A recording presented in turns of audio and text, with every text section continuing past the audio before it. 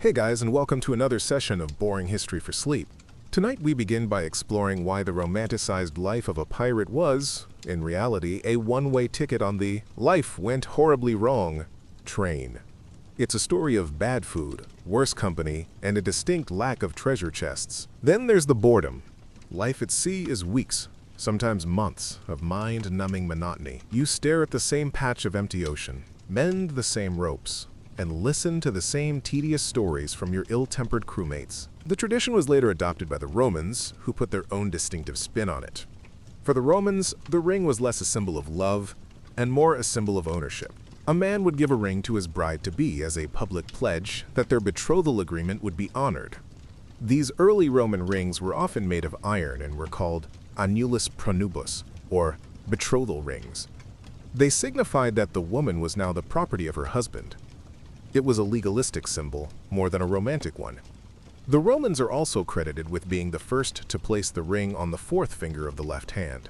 They believed that this finger contained a special vein, the vena amoris, or vein of love, which ran directly to the heart. While this belief is anatomically incorrect, the tradition has endured for centuries. During the early Christian era, the wedding ring was initially viewed with some suspicion as a pagan custom. For a time, church ceremonies were very simple, with no rings exchanged. However, by the Middle Ages, the ring had been fully incorporated into the Christian wedding ceremony. The rings became more ornate, often featuring intricate designs or gemstones. The gimel ring, a ring composed of 2 or 3 interlocking bands that could be separated and then joined together during the ceremony, became popular during the Renaissance. It symbolized the joining of 2 lives into one. The puzzle ring, with its complex interlocking parts, also served as a symbol of the intricate and inseparable bond of marriage.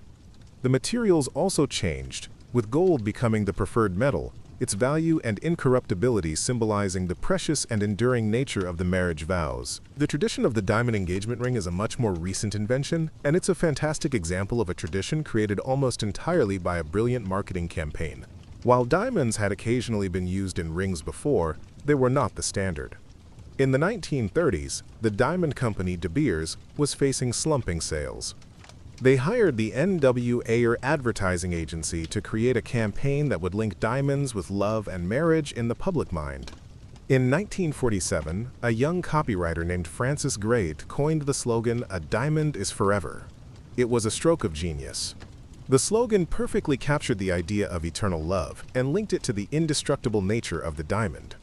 The campaign was a massive success, creating a new tradition that a man should spend 1 to 2 months' salary on a diamond ring to prove the depth of his commitment. The tradition of a man wearing a wedding band is also surprisingly recent. For most of history, the wedding ring was exclusively a woman's adornment, a symbol that she was taken. This began to change during the Second World War. Many soldiers chose to wear wedding bands as a tangible, comforting reminder of their wives and families waiting for them back home. The ring became a symbol not of ownership, but of mutual commitment and connection during a time of great uncertainty and separation. After the war, the practice became much more common, and today the double ring ceremony is the standard in many cultures. The simple circular object has evolved over millennia, from a reed of ownership to a diamond of marketing, but its core meaning, a silent circular promise of eternity, has remained remarkably constant. Let us travel now to the windswept, lonely shores of Easter Island, or Rapa Nui, one of the most remote inhabited islands on Earth. It is a place of profound mystery, famous for its enigmatic stone statues, the moai. These colossal figures, with their oversized heads, heavy brows, and solemn expressions, have stared out from the island's hillsides for centuries, guarding the secrets of the civilization that created them. The island was first settled by Polynesian voyagers, sometime between 800 and 1200 CE. They developed a complex and vibrant culture in complete isolation, and the carving of the moai was central to their society. These statues were not gods. They were believed to be living faces of deified ancestors, erected on stone platforms called AHU that served as ceremonial sites. They were thought to watch over the villages and project a spiritual power, or mana, to protect the living. The creation and transportation of the moai were an extraordinary feat of engineering and social organization. The statues, some of which stand over 30 feet tall and weigh more than 80 tons, were carved from the solidified volcanic tuff of a single quarry at a volcano called Rano Raraku. Here, hundreds of statues can still be seen in various stages of completion, including the largest moai ever attempted, which would have been nearly 70 feet tall and weighed 270 tons, but it was never finished and remains attached to the bedrock. Once a statue was carved, it had to be transported, somehow, for miles across the island's rugged terrain to its designated AHU. How a Stone Age society with no wheels, no draft animals, and no metal tools accomplished this has been the subject of intense debate and speculation for decades. The most likely theory, supported by recent experiments, is that the islanders walked the statues to their destinations. By attaching ropes to the head of the statue and using coordinated teams of people to rock it from side to side, they could inch it forward in a shuffling, walking motion. This method aligns with the islanders' own oral traditions, which say that the statues walked from the quarry. It would have been a slow, precarious, and highly ritualized process, requiring immense cooperation and skill. Once at the AHU, the statues were raised to a standing position using a combination of levers, ramps, and stone cairns. Many of the statues were also crowned with a pukao, a separate cylindrical block of red scoria stone, representing a top knot of hair which was quarried from another volcano and placed on top of the moai's head. An incredible engineering challenge in itself. The golden age of moai carving came to a sudden and tragic end. When Europeans first arrived in the 18th century, they found a society in crisis. The island, which was once forested, had been almost completely cleared of trees. This deforestation had catastrophic consequences. Without large trees, the islanders could no longer build the large canoes needed for deep-sea fishing, nor could they easily transport the moai. Soil erosion from the lack of tree cover ruined their agriculture. The loss of resources led to starvation, warfare between different clans, and a complete social collapse. This period is known as the Huri Moai, or the quote-quote-quote overthrowing of the statues. In the internal conflicts, rival clans began to topple each other's moai, a symbolic act of destroying the enemy's mana. By the mid-19th century, not a single statue was left standing on its AHU. The story of Easter Island has often been used as a stark parable for ecocide, a society that destroyed itself by recklessly exploiting its own environment in a competitive frenzy of statue building. While there is truth to this, the story is also more complex. The arrival of Europeans brought new diseases that decimated the already struggling population, and the Peruvian slave raids of the 1860s carried off most of the remaining islanders, including those who held the knowledge of their culture's traditions and history. In the 20th century, archaeologists began the slow process of raising the toppled moai back onto their platforms. Today, these silent, imposing figures stand once more, not just as a tourist attraction, but as a haunting reminder of a brilliant, isolated civilization, its incredible achievements, and its tragic demise. They are a lesson, written in stone, about the fragile balance between human ambition and the natural world. From a remote island in the Pacific, let us travel to the bustling heart of the Roman Empire and explore the world of one of its most fascinating and dangerous professions, the gladiator. The image of the gladiator is iconic, a muscle-bound warrior fighting to the death in the Colosseum for the entertainment of the roaring masses. While this image contains elements of truth, the reality was more nuanced and, in some ways, even stranger. Gladiators were a diverse group. Most were slaves, prisoners of war, or condemned criminals who were sent to the arena as a form of capital punishment.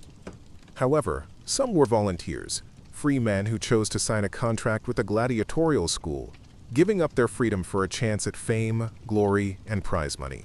These were often disgraced soldiers, thrill-seekers, or men burdened by heavy debt, willing to risk death for a shot at a better life. This boredom is punctuated by moments of sheer terror. A sudden storm can splinter the ship to pieces in minutes.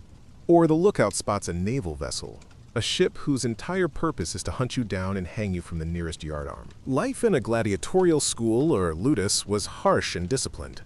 The men lived in barracks under the strict control of a lanista, the owner and trainer. They were given high-quality medical care and a specialized high-carbohydrate diet, rich in barley and beans, designed to build a layer of fat over their muscles. This was not to make them overweight, but to provide a protective layer that would cushion against minor cuts, making for a bloodier, more dramatic, but less lethal fight.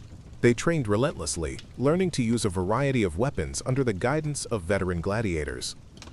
The training was brutal, but it also fostered a strong sense of camaraderie and professionalism among the men. They were part of a brotherhood, bound together by their strange and dangerous profession. The gladiatorial games were not a chaotic, bloody free-for-all. They were highly structured and regulated events. The fights were typically one-on-one duels between gladiators of different, specialized types, a bit like a modern fighting game. Each type of gladiator had a specific set of armor and weapons, creating interesting matchups. For example, the retiarius, the net man, fought with a trident and a net, wearing almost no armor, making him fast but vulnerable. He was often pitted against the heavily armed and armored secutor, the pursuer, who had a large shield and sword. This created a classic contest of speed versus power. Other types included the thrax with his curved sword and small shield, and the murmillo with his fish-crested helmet. These pairings were carefully chosen to provide the most exciting and balanced spectacle for the audience. Contrary to popular belief, not every gladiatorial match ended in death. Gladiators were extremely valuable assets for their lanista, expensive to train, house, and feed. It was bad business to have them killed off too quickly. Fights were overseen by a referee, and a gladiator who was defeated could appeal for mercy by raising a finger. The final decision often rested with the sponsor of the games, or sometimes with the crowd, whose famous thumbs up or thumbs down gesture, the exact nature of which is still debated by historians, could signal life or death. However, archaeological evidence from gladiator cemeteries shows that many lived to fight another day, and some even survived long enough to retire, earning their freedom and a wooden sword, the rudis, as a symbol of their discharge. They were superstars, a combination of modern athletes and rock stars, adored by the public. The gladiatorial games served a vital political and social function in Roman society. They were a form of bread and circuses, a way for emperors and wealthy politicians to curry favor with the populace by providing spectacular and expensive entertainment. The games reinforced Roman values of courage, discipline, and contempt for death.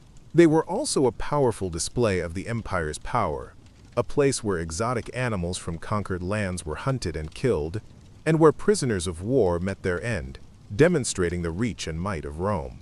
For all their brutality, the games were a central part of Roman identity for centuries, a ritualized spectacle of life and death that captivated an entire civilization. They faded away only with the rise of Christianity, which condemned the bloodshed, and the slow decline of the empire that had created them. Let us leave the roar of the Colosseum and delve into the quiet, shadowy world of cryptography, the art and science of secret writing. The desire to send messages that can only be read by the intended recipient is as old as writing itself. One of the earliest and simplest methods was the sigh tale, used by the ancient Spartans. This was a simple transposition cipher. The sender would take a strip of parchment and wrap it around a staff of a specific diameter. They would then write their message along the length of the staff. When unwound, the parchment strip would contain a meaningless jumble of letters. To decipher the message, the recipient had to have a staff of the exact same diameter to wrap the strip around, which would reveal the original text. It was a simple but effective method of physical encryption. A more famous and influential early cipher was the one used by Julius Caesar, now known as the Caesar cipher. This is a substitution cipher, where each letter in the plaintext is replaced by a letter some fixed number of positions down the alphabet. For example, with a shift of 3, A would become D, B would become E, and so on. At the end of the alphabet, it would wrap around, so X would become A. This was simple enough to be done on the fly in the field of battle, but it provided a decent level of security against an enemy who didn't know the system or the specific key, the number of the shift. However, this type of simple substitution cipher has a critical weakness. It preserves the frequency of the letters. This weakness was first systematically exploited by Arab scholars during the Islamic Golden Age. The 9th century polymath Al-Kindi is credited with developing the technique of frequency analysis. He realized that in any given language, certain letters appear more frequently than others. In English, for example, the letter E is the most common, followed by T, A, O, and so on. To break a simple substitution cipher, a cryptanalyst could simply count the frequency of each letter in the secret message. The most frequent ciphertext letter would likely correspond to E, the second most frequent to T, and so on. By analyzing letter frequencies, patterns, and common letter combinations, even a seemingly secure message could be systematically deciphered. For centuries, cryptography was a constant battle between codemakers trying to create more complex ciphers and code breakers using frequency analysis to crack them. For a long time, the ultimate unbreakable cipher was believed to be the veneer cipher, invented in the 16th century. It is a polyalphabetic substitution cipher, which means it uses multiple Caesar ciphers in a sequence determined by a keyword. For example, if the keyword is sleep, the first letter of the message would be shifted by S, 18 places, the second by L, 11 places, the third by E, 4 places, the fourth by E, 4, the fifth by P, 15, and then the pattern would repeat.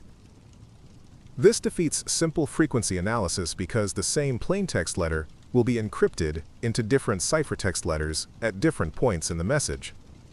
For over 300 years, it was known as le chiffrage indéchiffrable, the indecipherable cipher. It wasn't until the mid-19th century that Charles Babbage and later Friedrich Kosiski independently discovered a method to break it by identifying the length of the keyword. The pinnacle of mechanical cryptography was the Enigma machine, used by Germany during World War II. The Enigma was an electromechanical rotor-based machine that created an incredibly complex polyalphabetic cipher. Every time a key was pressed, a series of rotating scramblers would change the electrical pathway, substituting the letter, and then one or more of the rotors would turn, changing the entire substitution alphabet for the very next letter. The number of possible configurations was astronomical, in the trillions. The Germans believed it was absolutely unbreakable. The story of how a team of brilliant mathematicians and cryptanalysts at Bletchley Park in England, led by Alan Turing, managed to break the Enigma code is one of the most crucial and fascinating secret stories of the war. Their work saved countless lives and may have shortened the war by years, and it laid the foundational principles for modern computer science. The quiet battle of wits proved to be just as important as the noisy battles on the front lines. Let us step away from human conflict and into the garden to explore the strange and feverish history of tulip mania. In the 17th century Dutch Republic, the humble tulip, a flower recently introduced from the Ottoman Empire, became the subject of one of the most famous speculative bubbles in history. Tulips were new, exotic, and beautiful, and they quickly became a major status symbol among the wealthy merchant class. But what made them truly valuable was their ability to break, where a solid-colored tulip would suddenly and unpredictably develop beautiful, flame-like streaks and feathers of different colors. We now know this was caused by a virus, but at the time it seemed like a magical and rare occurrence. These broken tulips, with names like Semper Augustus and Viceroy, became the most sought-after and fantastically expensive varieties. While pirates famously had a kind of democracy, with crews voting on captains and articles, it was a brutal system. Punishments were severe, from flogging to being marooned on a deserted island with a pistol and a single shot. At the height of the mania, from roughly 1634 to 1637, tulip prices reached extraordinary levels. A single bulb of a rare variety could be worth more than a large house in Amsterdam, a fine carriage, or 10 times the annual salary of a skilled craftsman. The market became increasingly speculative. People were not buying tulips to plant in their gardens, but to sell for a profit. A futures market developed, where people would buy and sell contracts for bulbs that hadn't even been harvested yet. The trade moved from the hands of professional growers into taverns and inns, where people from all walks of life, from weavers to lawyers, gambled on the ever-rising prices. It was a classic speculative frenzy, fueled by greed and the fear of missing out, where the intrinsic value of the object, a flower bulb, became completely disconnected from its market price. The inevitable crash came in February of 1637. For reasons that are still debated, perhaps a plague outbreak or a realization that the market was unsustainable, the prices suddenly began to plummet. Confidence evaporated overnight. People who had bought contracts for bulbs at exorbitant prices found that they were now worth only a fraction of what they had paid. Many were left with massive debts and faced financial ruin. The Dutch government tried to step in and enforce the contracts at a reduced price, but the damage was done. The tulip market collapsed, and the word tulip mania became a cautionary tale for all future speculative bubbles, a lesson in the madness of crowds and the dangers of irrational exuberance. For a long time, the traditional story of tulip mania was one of widespread economic devastation, a national catastrophe that plunged the Dutch economy into a deep depression. However, more recent historical research has suggested that this narrative might be exaggerated. While the crash certainly caused significant losses for some speculators, particularly in the city of Haarlem, there is little evidence that it had a lasting impact on the overall Dutch economy, which remained robust. Much of the dramatic storytelling about the mania comes from propaganda pamphlets, written by religious Calvinists at the time, who used the tulip craze as a morality tale to condemn greed, speculation, and worldly excess. While the economic impact may have been smaller than legend suggests, the story of tulip mania remains a powerful and fascinating example of how human desire and collective psychology can create a brief, beautiful, and ultimately unsustainable fantasy of wealth. Let's move from a financial bubble to a literary one, and consider the curious case of the Man in the Iron Mask. This story, one of history's most enduring mysteries, was popularized by the great French writer Voltaire, and later immortalized by Alexandre Dumas. The tale centers on a mysterious prisoner held in a number of French prisons, including the Bastille, during the reign of King Louis XIV, the Sun King. The prisoner was held for over 30 years, from 1669 until his death in 1703. What made him so extraordinary was that his face was always concealed by a mask, which, according to legend, was made of iron. He was treated with unusual respect, given comfortable lodgings and good food, but no one was ever allowed to see his face or hear him speak of his identity, on pain of death. The question, of course, is, who was he? The most romantic and famous theory, put forward by Voltaire and Dumas, is that the prisoner was the identical twin brother of King Louis XIV. In this version of the story, the existence of a twin brother would have created a dangerous succession crisis, potentially leading to civil war. To prevent this, the second-born twin was hidden away and raised in secret. When he grew up and discovered his true identity, he had to be imprisoned for life to protect the throne, his face masked to hide his royal resemblance. It's a fantastic story, full of drama and pathos, the perfect material for a novel. But unfortunately, there is absolutely no historical evidence to support the existence of a royal twin. It remains a compelling piece of fiction, not fact. So, who was the prisoner really? The historical record is sparse but intriguing. We know from prison records that there was indeed a long-term prisoner, whose name was given as Eustache Dogger, and that he was held under unusually strict security. We also know that the mask was not made of iron, which would have been impossibly cruel and impractical, but was more likely made of black velvet. The real identity of this man has been the subject of endless speculation by historians. Theories have ranged from a disgraced general, to a foreign diplomat who knew too much, to the illegitimate son of the king. One of the most plausible, though not universally accepted, theories identifies the prisoner as a man named Ercole Mattioli, an Italian diplomat who had double-crossed Louis XIV in a secret political negotiation. The extreme secrecy of his imprisonment was to prevent a major diplomatic scandal. Regardless of his true identity, the story of the Man in the Iron Mask tells us a great deal about the nature of power in 17th century France. It reflects the absolute authority of the Sun King, a monarch who could literally make a person disappear from the world, erasing their identity and imprisoning them for life without trial or public explanation, all through a secret order known as a lettre de cachet. The mystery endures precisely because of this secrecy. The lack of a definitive answer allows our imaginations to run wild. The masked man has become a powerful symbol of unjust imprisonment and the loneliness of a life lived in anonymity. He is less a specific historical person and more a haunting archetype, a faceless ghost in the corridors of French history, his true story forever lost to time. Let's turn our attention now to a substance that has fueled empires, sparked revolutions, and calmed nerves for centuries. Tea. The story of tea begins in ancient China, shrouded in legend. The most popular tale attributes its discovery to the Emperor Shennong in 2737 BCE. As he was boiling water in his garden, a leaf from a wild tea plant, Camellia sinensis, drifted into his pot. He drank the resulting infusion and found it to be refreshing and invigorating. Whether the story is true or not, tea has been consumed in China for thousands of years, initially as a medicinal beverage and later as an everyday drink. During the Tang Dynasty, tea became a refined art form, with elaborate ceremonies and a rich culture surrounding its preparation and consumption, famously documented by the scholar Lu Yu in his classic work, The Classic of Tea. Tea was introduced to Japan by Buddhist monks who had traveled to China to study. It quickly became central to Japanese culture, particularly within Zen Buddhism, where it was used as an aid to meditation. This led to the development of the highly ritualized Japanese tea ceremony, or Chano Wai-yu. This is a quiet, contemplative practice where the host prepares and serves powdered green tea, or matcha, in a carefully choreographed sequence of movements.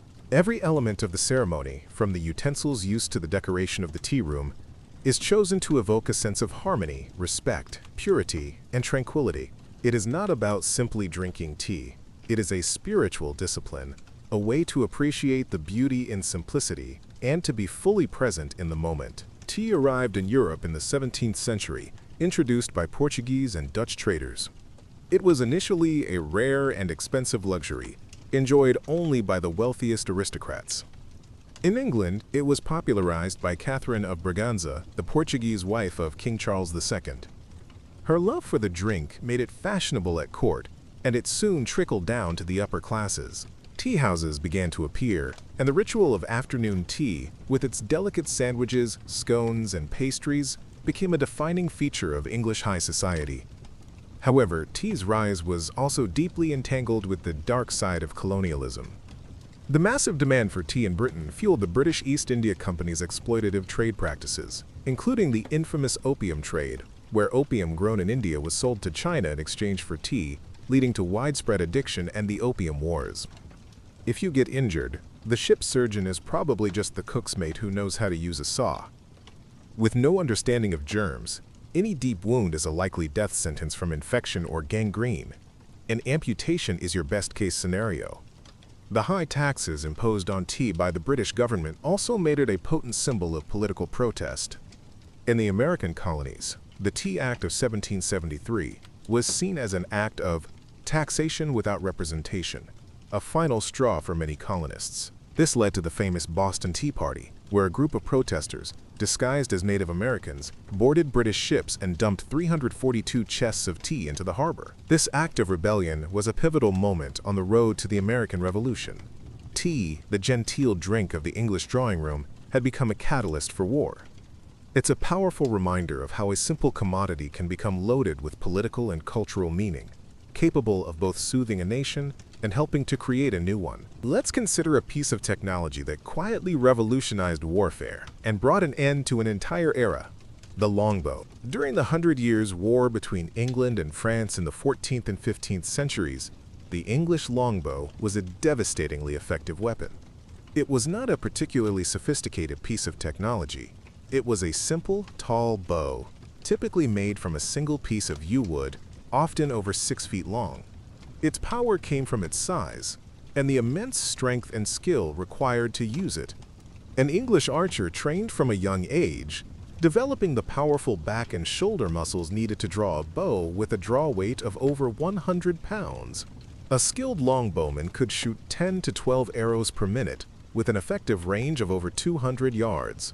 An army of these archers could unleash a terrifying and lethal storm of arrows upon an advancing enemy. The longbow completely changed the dynamics of the medieval battlefield. For centuries, the dominant force had been the heavily armored knight on horseback. A charging force of French knights was considered an unstoppable tide. But at famous battles like Crécy, Poitiers, and Agincourt, small English armies, composed mainly of peasant longbowmen, repeatedly crushed much larger French forces. The English would typically take up a strong defensive position, often with their flanks protected, and plant sharpened stakes in the ground in front of them to deter the cavalry. As the French knights charged across the muddy fields, the English archers would release volley after volley of arrows. The bodkin point arrowheads could pierce through the knights, expensive plate armor, bringing down both horse and rider, turning the glorious charge into a chaotic and bloody pile-up. The longbow's success had profound social and political consequences. It effectively signaled the end of the age of the knight and the feudal system they represented. It proved that a well-trained peasant with a relatively cheap weapon could defeat a wealthy aristocratic nobleman. This undermined the entire social structure of feudalism, which was based on a warrior elite. The power of the battlefield was shifting from the nobility to the common soldier, and the centralized state that could afford to train and equip large armies of them. The longbow was a democratizing force in warfare, demonstrating that skill and discipline could triumph over birthright and expensive armor. The decline of the longbow was not due to a better bow, but to the rise of an entirely new technology: firearms. Early firearms like the arquebus were inaccurate, slow to reload, and unreliable. A longbowman could shoot many more arrows in the time it took an arquebusier to fire a single shot. However, firearms had one crucial advantage: they were easy to use.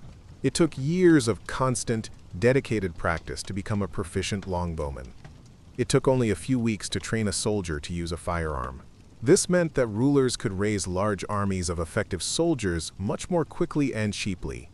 As firearm technology improved, becoming more reliable and powerful, the longbow was gradually phased out of military use. The age of the archer gave way to the age of gunpowder, and the sound of the bowstring was replaced by the roar of the musket. Let us now delve into the murky and fascinating history of spies and espionage, focusing on one of the most remarkable figures of the Elizabethan age, Sir Francis Walsingham. Known as Queen Elizabeth I's spy master, Walsingham was a devout Protestant and a fiercely loyal servant of the Queen. He operated in a time of intense religious and political turmoil. England was a Protestant nation surrounded by powerful Catholic enemies, particularly Spain, and Elizabeth's throne was constantly threatened by internal plots from those who wished to see her replaced by her Catholic cousin Mary, Queen of Scots. In this climate of paranoia and perpetual crisis, Walsingham created and controlled a vast and sophisticated intelligence network, the first modern, state-run secret service in England. Walsingham's methods were modern, ruthless, and remarkably effective. He had a network of spies and informants that stretched across Europe. His agents were embedded in the royal courts of France and Spain, in the Vatican in Rome, and even in the Ottoman Empire. He employed a diverse cast of characters: ambassadors, merchants, students, and professional agents. He was a master of disinformation, planting false intelligence to mislead England's enemies. He also had a team of expert cryptographers in his London office, led by Thomas Philippes, who were skilled at intercepting and deciphering the coded messages of foreign powers and domestic plotters. Walsingham understood that information was power, and he dedicated his life to acquiring it for the protection of his queen and country. Walsingham's greatest triumph was the uncovering of the Babington Plot in 1586. This was a conspiracy led by a young Catholic nobleman, Anthony Babington, to assassinate Queen Elizabeth and place Mary, Queen of Scots, on the throne with the support of a Spanish invasion. Mary, who had been held in captivity in England for years, was the focal point for numerous such plots. Walsingham's agents had infiltrated the conspiracy from the beginning.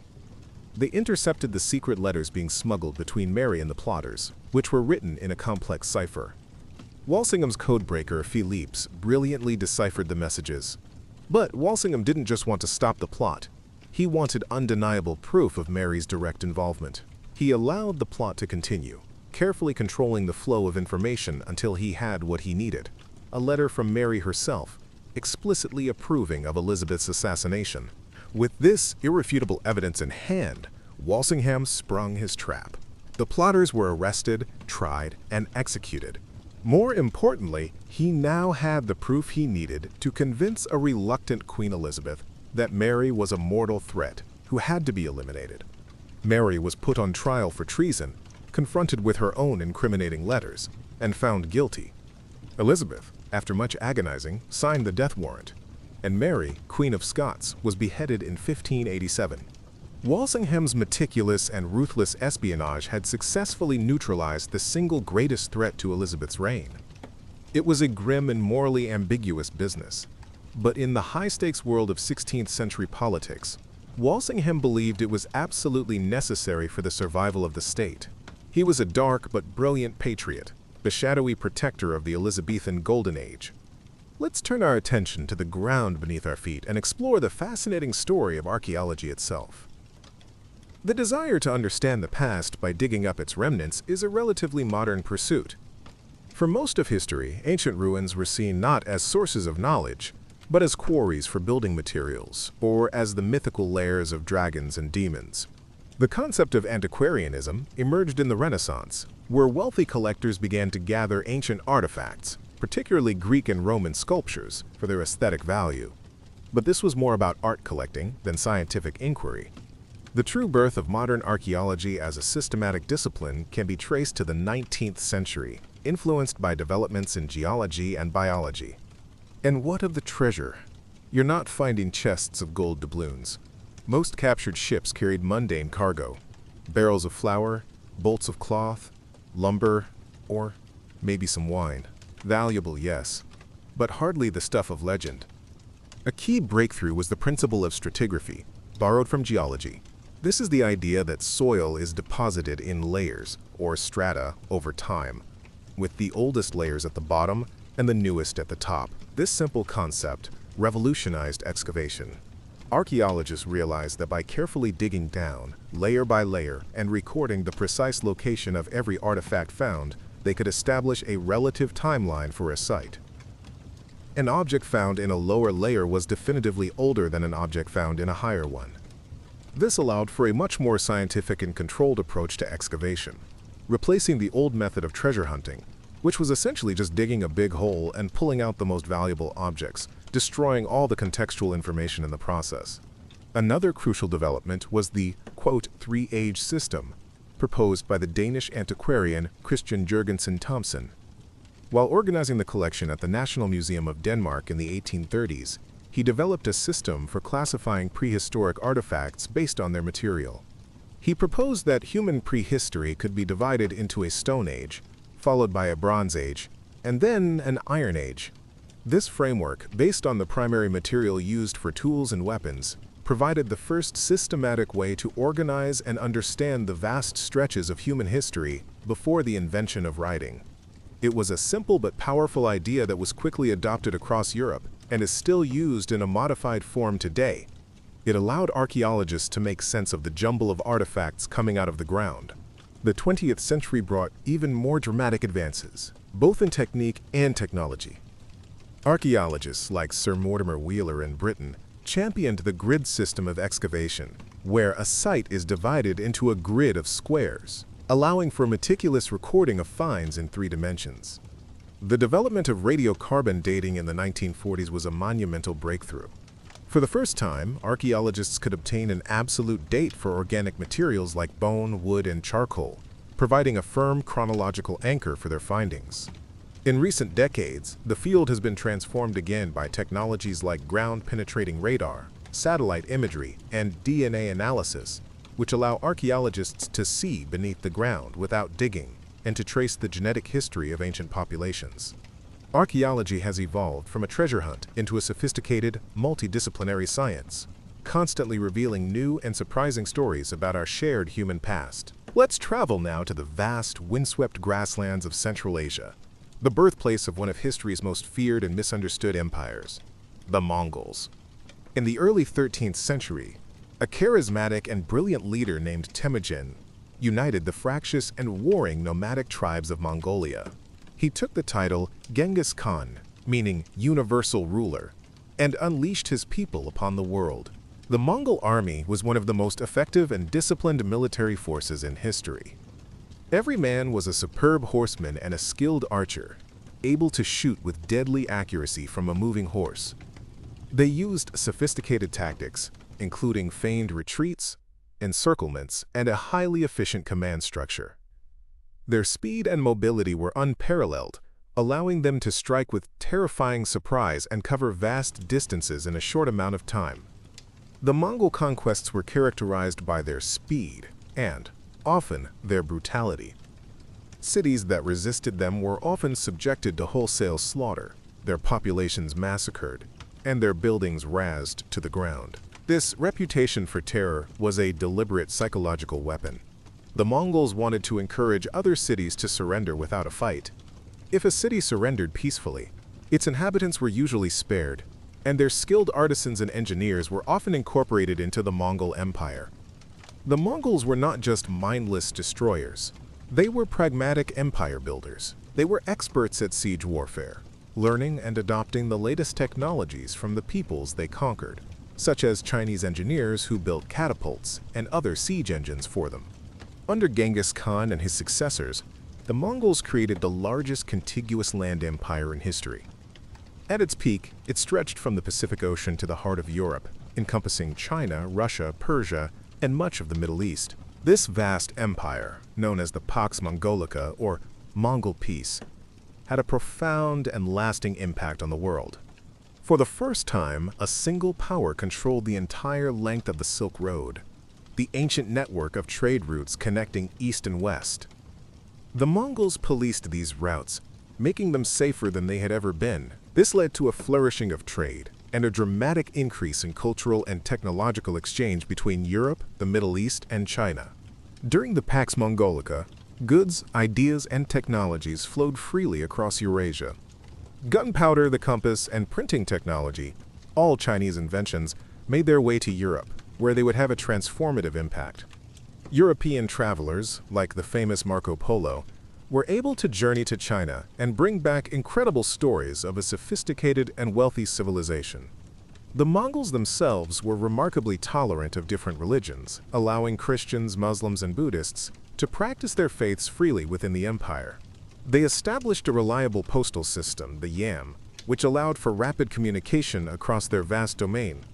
While their conquests were bloody, the empire they created paradoxically brought the world closer together, fostering a period of unprecedented intercontinental connection that helped to shape the modern world. Let us turn now to the history of a single powerful idea, the concept of zero. It seems simple, even obvious to us today. Zero is a placeholder, a number, a concept of nothingness. But the invention of zero was a profound and difficult intellectual leap, and it took humanity thousands of years to get there. Early number systems, like those used by the Romans, had no need for a zero. To write the number 203, they would simply write C, C, I. The lack of a symbol for an empty place was not a problem. The first civilization to develop the concept of a placeholder zero was the Babylonians, around the 3rd century BCE. They used two wedge-shaped marks to signify an empty place in their base 16 number system, so they could distinguish between, for example, 2 and 20. But this was just a placeholder, a piece of punctuation. It wasn't a number in its own right. The true birth of zero as a number, a quantity that you can add, subtract, and multiply with, happened in India. Around the 7th century CE, the Indian mathematician Brahmagupta was the first to formalize the rules for using zero in arithmetic. He established that a number plus zero is the number itself, a number minus zero is the number itself, and a number multiplied by zero is zero. He also tackled the tricky problem of division by zero, though his conclusions were not quite correct. The Indians represented zero with a simple dot or a small circle, the ancestor of our modern symbol. They called it sunya, which means empty or void, a concept that was deeply resonant with Hindu and Buddhist philosophy. This Indian number system, with its 10 digits including zero, was a revolutionary innovation. From India, the concept of zero, along with the rest of the Hindu-Arabic numeral system, traveled west into the Islamic world. Arab and Persian mathematicians, like the great 9th century scholar Al-Khwarizmi, recognized the power and elegance of this new system. Al-Khwarizmi wrote a famous book on the subject, which was later translated into Latin. It was through these translations that the Indian number system, including zero, was introduced to Europe in the Middle Ages. The Arabic word for zero, SIFR, which came from the Indian sunya, gave us our words cipher and zero. The most common and devastating disease on board was scurvy.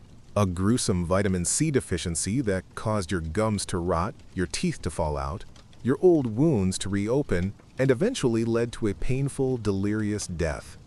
The adoption of zero in Europe was surprisingly slow and met with considerable resistance. The Roman numeral system was deeply entrenched, and the Church was suspicious of this new, foreign concept. The idea of nothing as a number was seen by some as philosophically and theologically dangerous. How could something represent nothing? It seemed like a void, an absence of God. Merchants, however, loved the new system.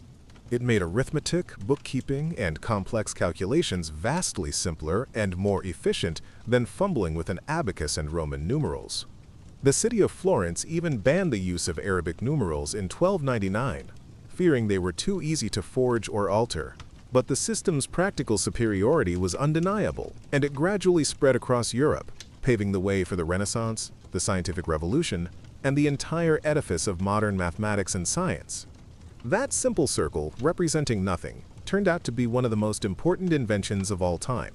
As our journey for tonight begins to draw to a close, let's settle on a story of great ambition and spectacular failure. The history of the Tower of Babel. The tale found in the book of Genesis is one of humanity's oldest and most powerful myths. It describes a time, shortly after the Great Flood, when all of humanity spoke a single language. Migrating eastward, they settled in the land of Shinar, in ancient Mesopotamia.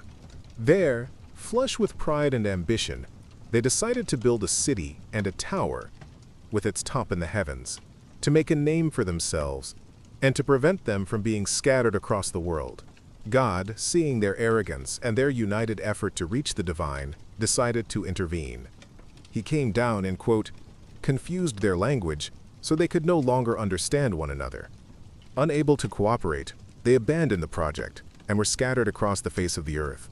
The tower was left unfinished, a monument to human hubris. While the story is a myth, it was almost certainly inspired by the real-life structures of ancient Mesopotamia.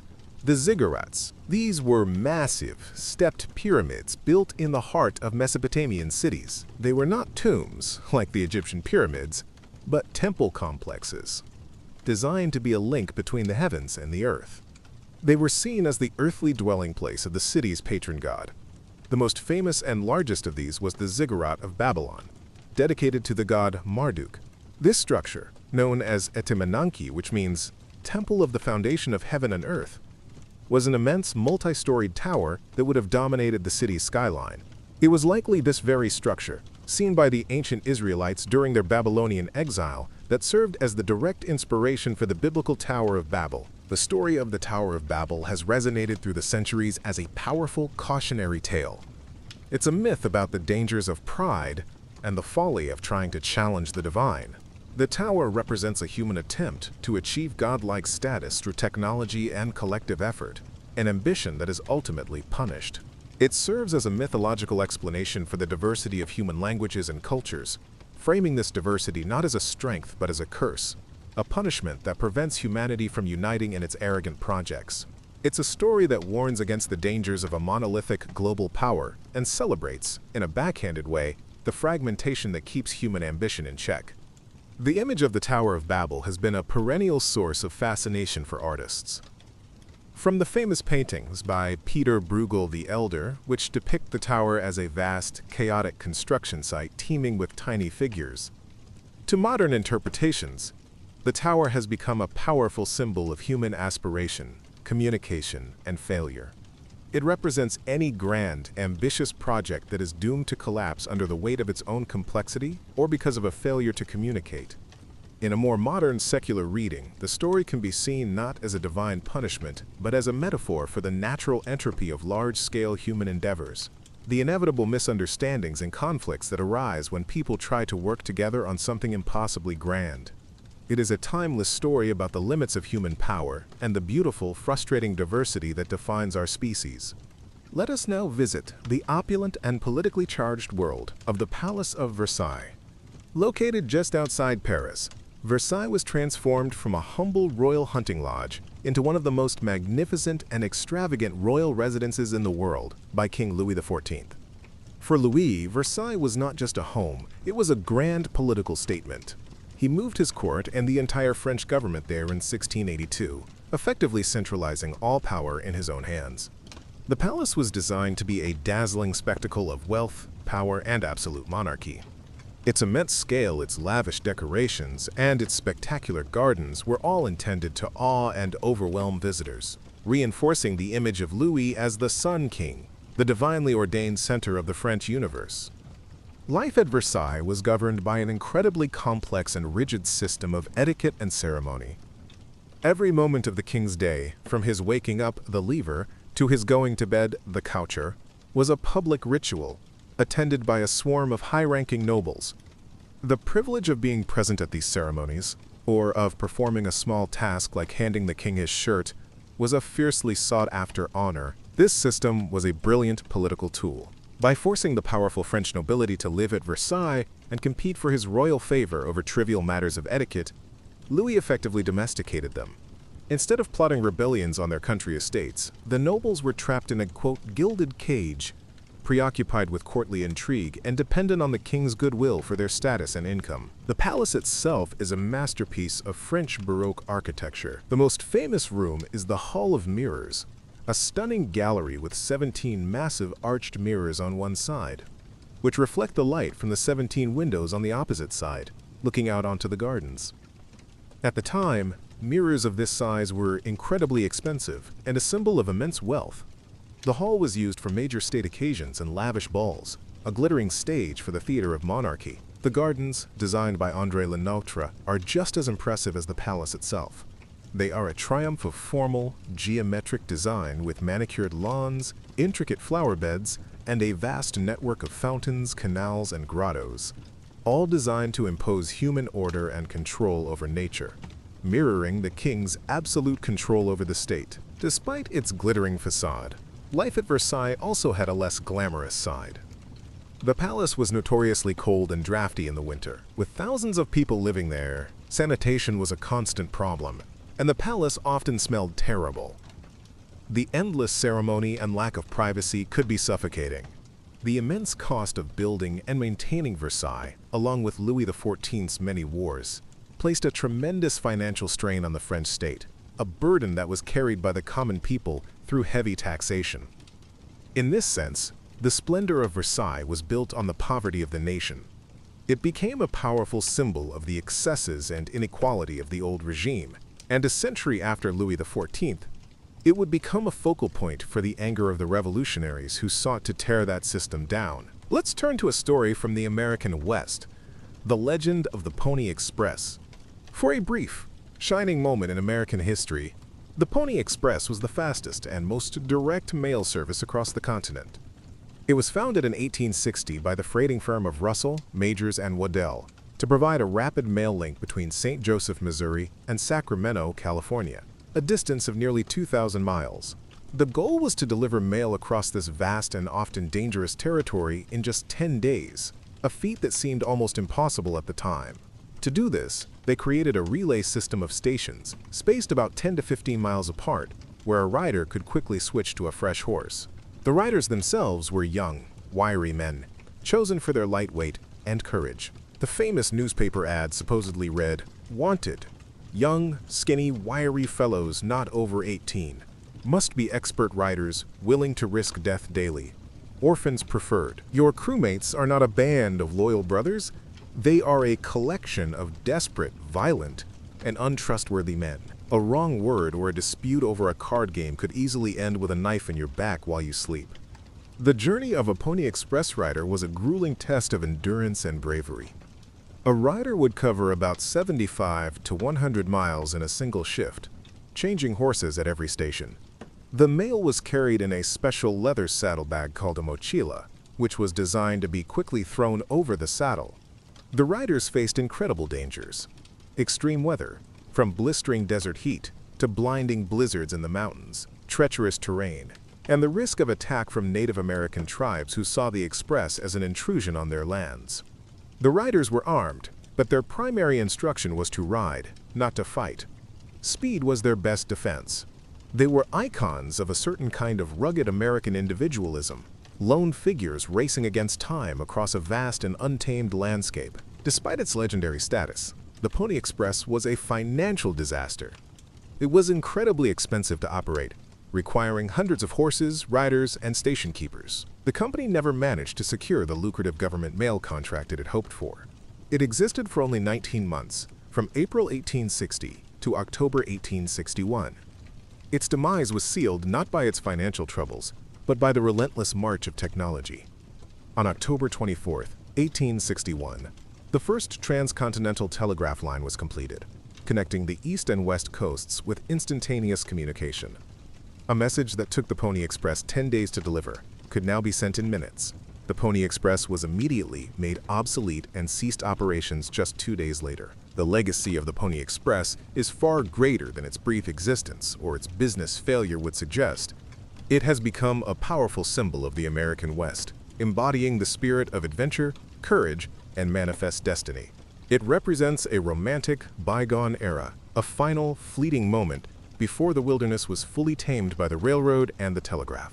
The image of the lone rider, pushing himself and his horse to the absolute limit to carry the mail, has captured the American imagination for generations. It is a story not of success but of glorious, heroic failure, a testament to a brief, shining moment when the speed of communication was measured by the speed of a horse. Let us journey now into the annals of medical history and explore the story of Ignaz Semmelweis, a tragic hero whose simple, life-saving discovery was met with scorn and ridicule. In the 1840s, Semmelweis was a doctor at the Vienna General Hospital. He was deeply troubled by the horrifying death rate from puerperal fever, or childbed fever, a mysterious and deadly infection that afflicted women after childbirth. The hospital had 2 maternity clinics. The first clinic, staffed by male doctors and medical students, had a mortality rate that was often 5 times higher than the second clinic, which was staffed exclusively by female midwives. This stark difference was a baffling and terrifying puzzle. Women would beg to be admitted to the second clinic, knowing that admission to the first was often a death sentence. Semmelweis became obsessed with finding the cause of this discrepancy. He systematically investigated every possible difference between the 2 clinics, from birthing positions to religious practices, but found nothing. The breakthrough came after a tragic accident. A close friend of his, a pathologist, died after being accidentally pricked with a scalpel during an autopsy on a woman who had died of childbed fever. The pathologist's own autopsy revealed that he had died from a very similar disease. Semmelweis had a sudden, brilliant insight. The doctors and medical students in the first clinic routinely performed autopsies on the deceased and then went directly to the maternity ward to examine pregnant women without washing their hands. The midwives in the second clinic did not perform autopsies.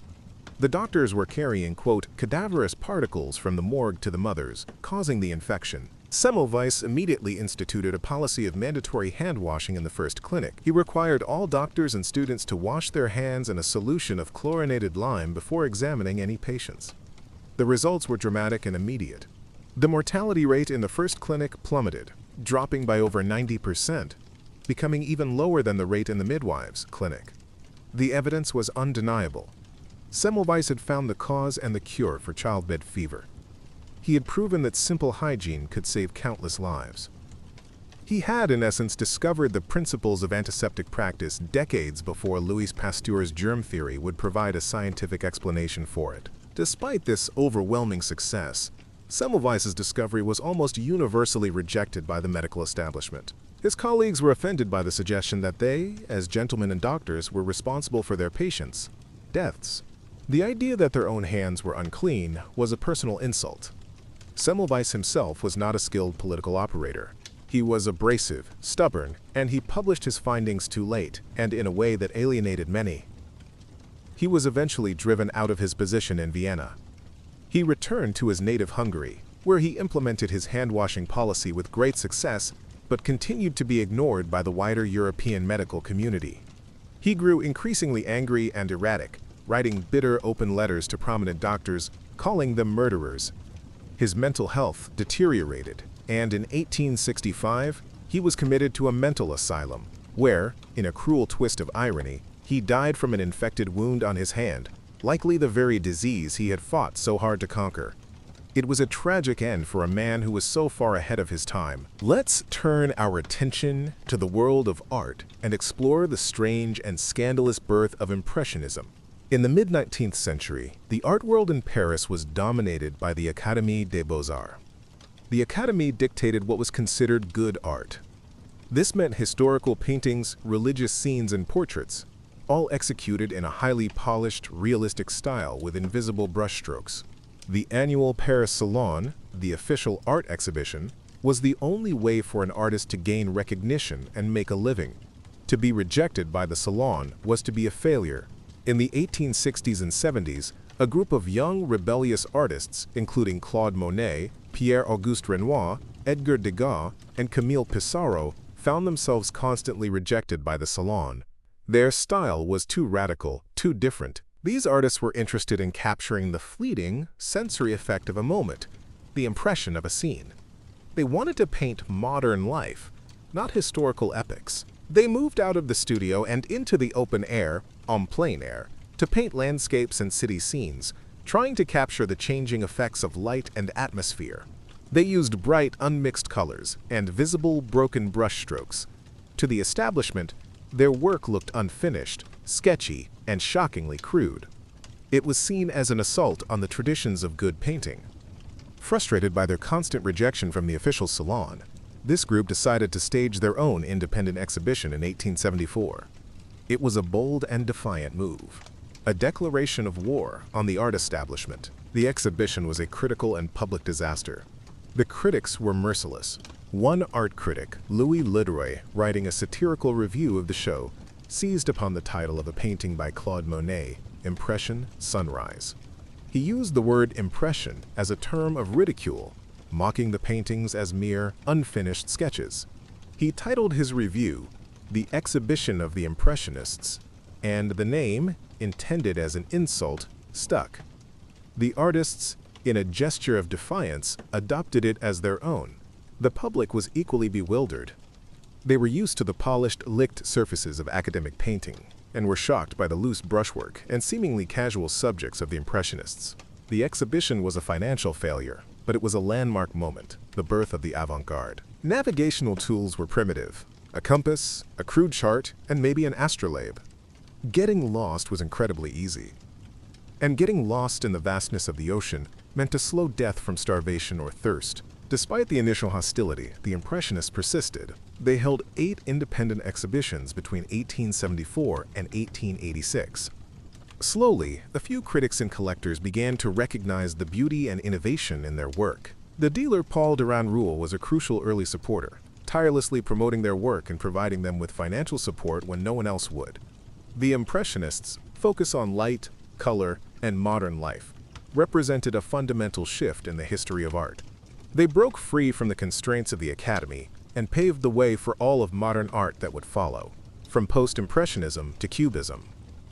The story of their struggle and eventual triumph is a classic tale of artistic rebellion, a reminder that the art we now consider beautiful, peaceful, and classic was once seen as radical, ugly, and revolutionary. Let's journey to the ancient world and consider the Library of Alexandria, a place that has become a powerful symbol of knowledge, learning, and tragic loss.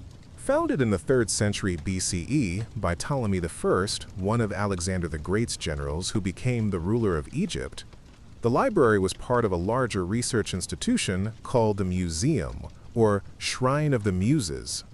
It was not a library in the modern sense of a public lending institution, but a center of scholarship, a university for the brightest minds of the Hellenistic world. Its goal was ambitious and unprecedented: to collect a copy of every single book in the known world. Ptolemaic rulers pursued this goal with ruthless efficiency. Any ship that docked in the harbor of Alexandria had its books confiscated, copied by the library's scribes, and the copies were then returned to the owners, with the originals being kept for the library. The Library of Alexandria became the undisputed intellectual center of the ancient world. It is estimated to have held hundreds of thousands of scrolls, containing works of literature, history, philosophy, medicine, and science. Scholars from all over the Mediterranean world flocked there to study and work. It was at the library that geniuses like Euclid developed the principles of geometry, Eratosthenes accurately calculated the circumference of the Earth, and Herophilus made groundbreaking discoveries in human anatomy. The librarians themselves were brilliant scholars who developed the first systems of bibliography and textual criticism, meticulously comparing different versions of texts like Homer's Iliad to create a definitive, standardized version. It was a vibrant, flourishing ecosystem of knowledge. The destruction of the Library of Alexandria is one of the most famous and lamented events in cultural history. The popular story is of a single, catastrophic fire that destroyed the entire collection, wiping out the accumulated wisdom of the ancient world in one fell swoop. This image, often blamed on Julius Caesar's fire in 48 BCE or later on Christian or Muslim zealots, is a powerful but largely inaccurate myth. The decline of the library was a slow and gradual process, a death by 1,000 cuts, not a single blow. It suffered from a decline in funding, neglect by later Ptolemaic rulers, and a series of damaging events over several centuries, including fires, civil wars, and purges of scholars. There was no single moment when all the knowledge was lost. The idea of the burning of the library is a powerful myth because it speaks to our deep-seated anxiety about the fragility of knowledge and the destructive power of ignorance and fanaticism. The library has become a symbol of a lost golden age of learning, a what-if of history. What scientific discoveries were lost? What great works of literature have vanished forever? While the loss was undoubtedly immense and tragic, it's also important to remember that much of the knowledge was not lost forever, but was preserved and transmitted through other means, in other libraries, and through the work of Roman and later Arab scholars. The Library of Alexandria may be gone, but its legacy, the ideal of a universal repository of human knowledge, a place for free inquiry and scholarship, continues to inspire us to this day. Let us turn now to a moment of quiet revolution in the world of biology, the story of Gregor Mendel and his pea plants. In the 19th century, heredity was a profound mystery. It was clear that offspring inherited traits from their parents, but the mechanism was unknown. The prevailing theory was blending inheritance, the idea that traits from both parents mixed together, like two colors of paint, to create an intermediate trait in the offspring. This theory, however, couldn't explain why some traits, like blue eyes, could skip a generation and reappear later. The answer to this puzzle was discovered not by a famous university professor, but by a humble Augustinian friar, Gregor Mendel, working in the quiet garden of his monastery in Brno, in what is now the Czech Republic. Between 1856 and 1863, Mendel conducted a series of incredibly meticulous and brilliantly designed experiments. He chose to work with the common pea plant because it had a number of distinct observable traits like flower color, seed shape, and plant height, and because he could carefully control its pollination. Over many years, he crossbred thousands of pea plants, and most importantly, he counted the results. He was a trained mathematician and physicist, and he brought a quantitative statistical approach to a biological problem, which was revolutionary at the time. He didn't just observe. He counted and calculated ratios. Through his experiments, Mendel discovered the fundamental principles of heredity. He showed that traits are not blended, but are passed down in discrete, individual units, which we now call genes. He discovered that for each trait, an organism inherits one unit from each parent. He realized that some of these units were dominant and others were recessive. A dominant trait would always be expressed if it was present, while a recessive trait would only be expressed if both inherited units were recessive. This explained how a trait could seemingly disappear for a generation and then reappear. His famous laws of segregation and independent assortment laid the entire foundation for the modern science of genetics. In 1866, Mendel published his findings in a scientific paper titled Experiments in Plant Hybridization. He presented his work to the local Natural History Society and sent copies to prominent scientists across Europe. And then, nothing happened. His work was almost completely ignored. The scientific community of his day was not ready for it. Biologists were not accustomed to thinking in mathematical terms, and the significance of his statistical analysis was lost on them. His paper was cited only a few times, and then forgotten. Mendel eventually abandoned his research, became the abbot of his monastery, and died in 1884, completely unaware of the profound impact his work would one day have. His discoveries were a quiet revolution that no one heard. Mendel's work lay dormant and forgotten for over 30 years.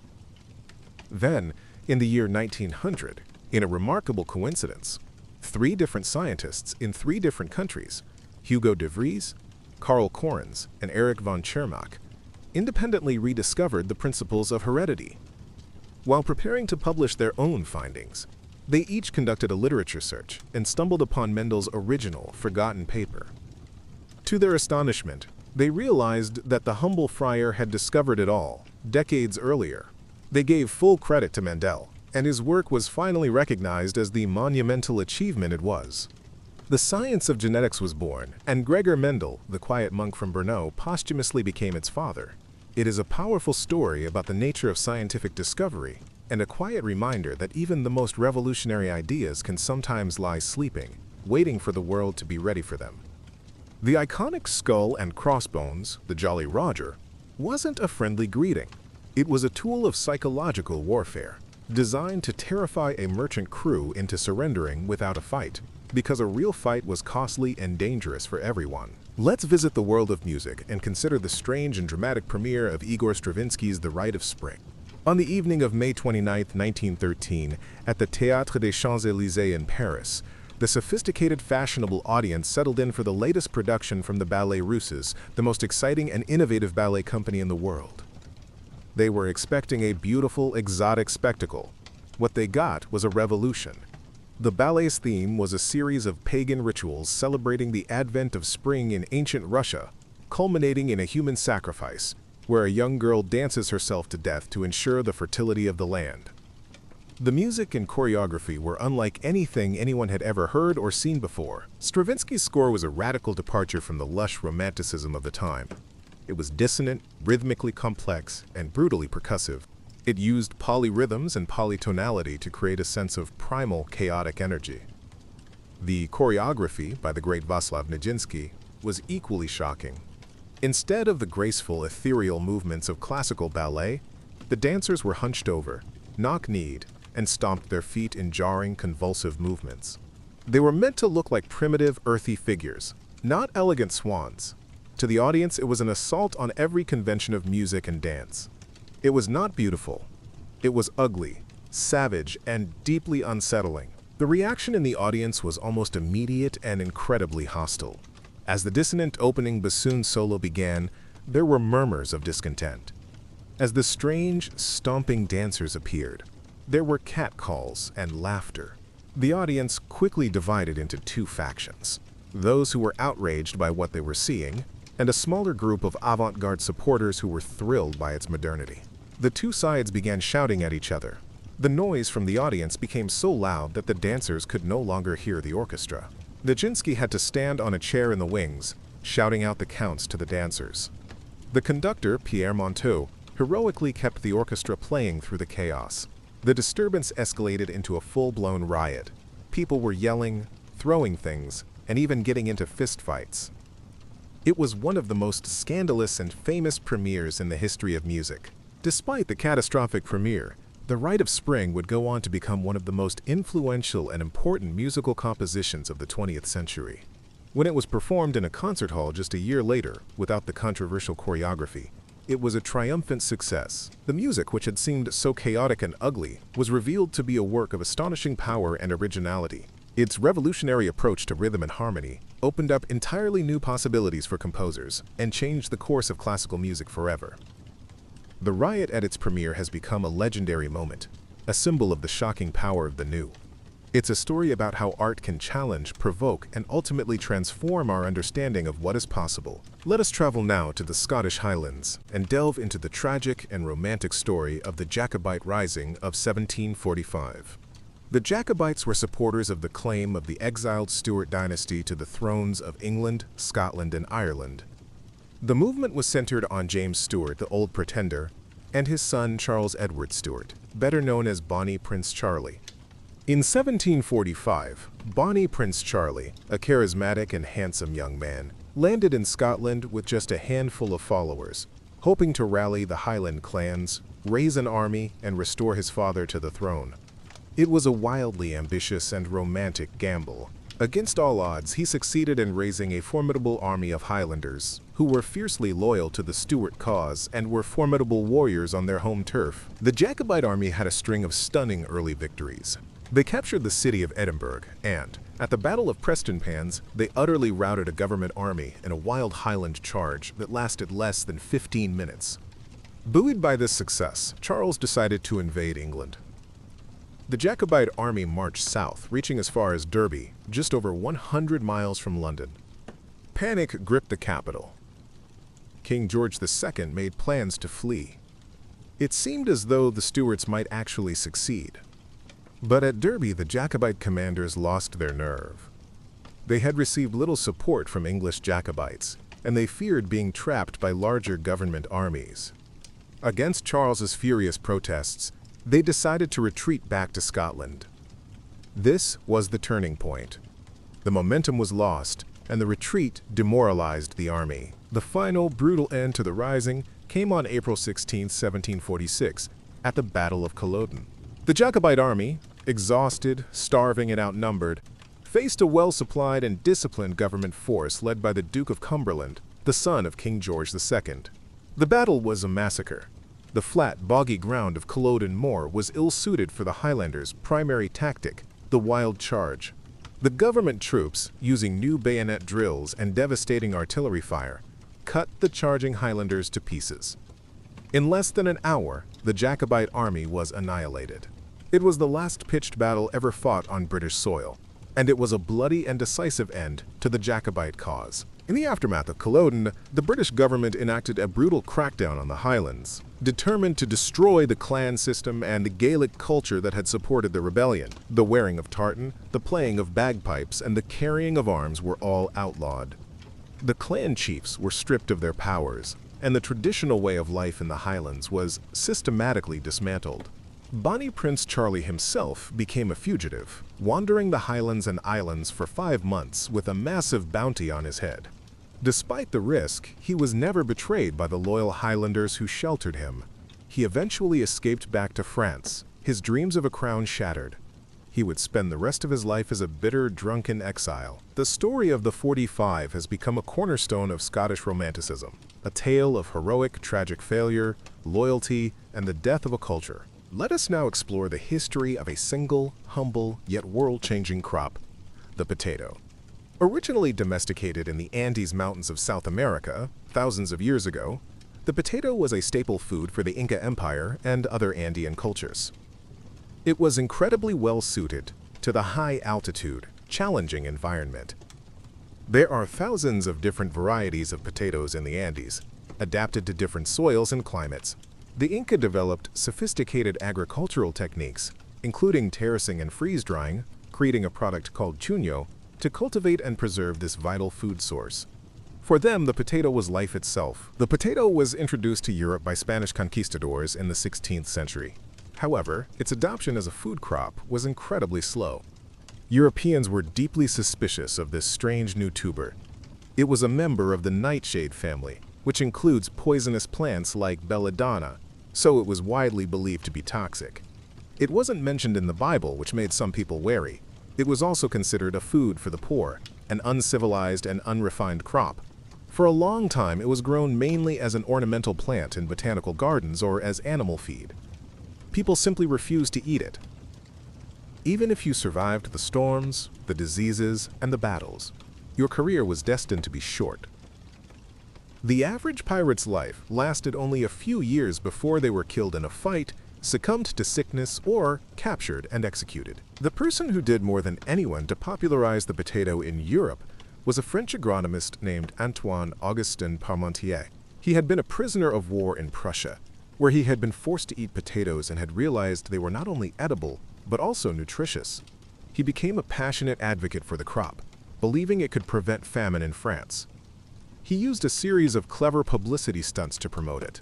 He hosted lavish dinners for French high society, including Benjamin Franklin, where every single dish was made from potatoes.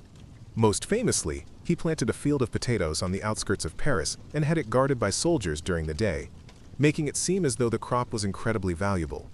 At night, he would remove the guards, knowing that the local peasants, their curiosity piqued, would sneak in and steal the potatoes to plant in their own gardens.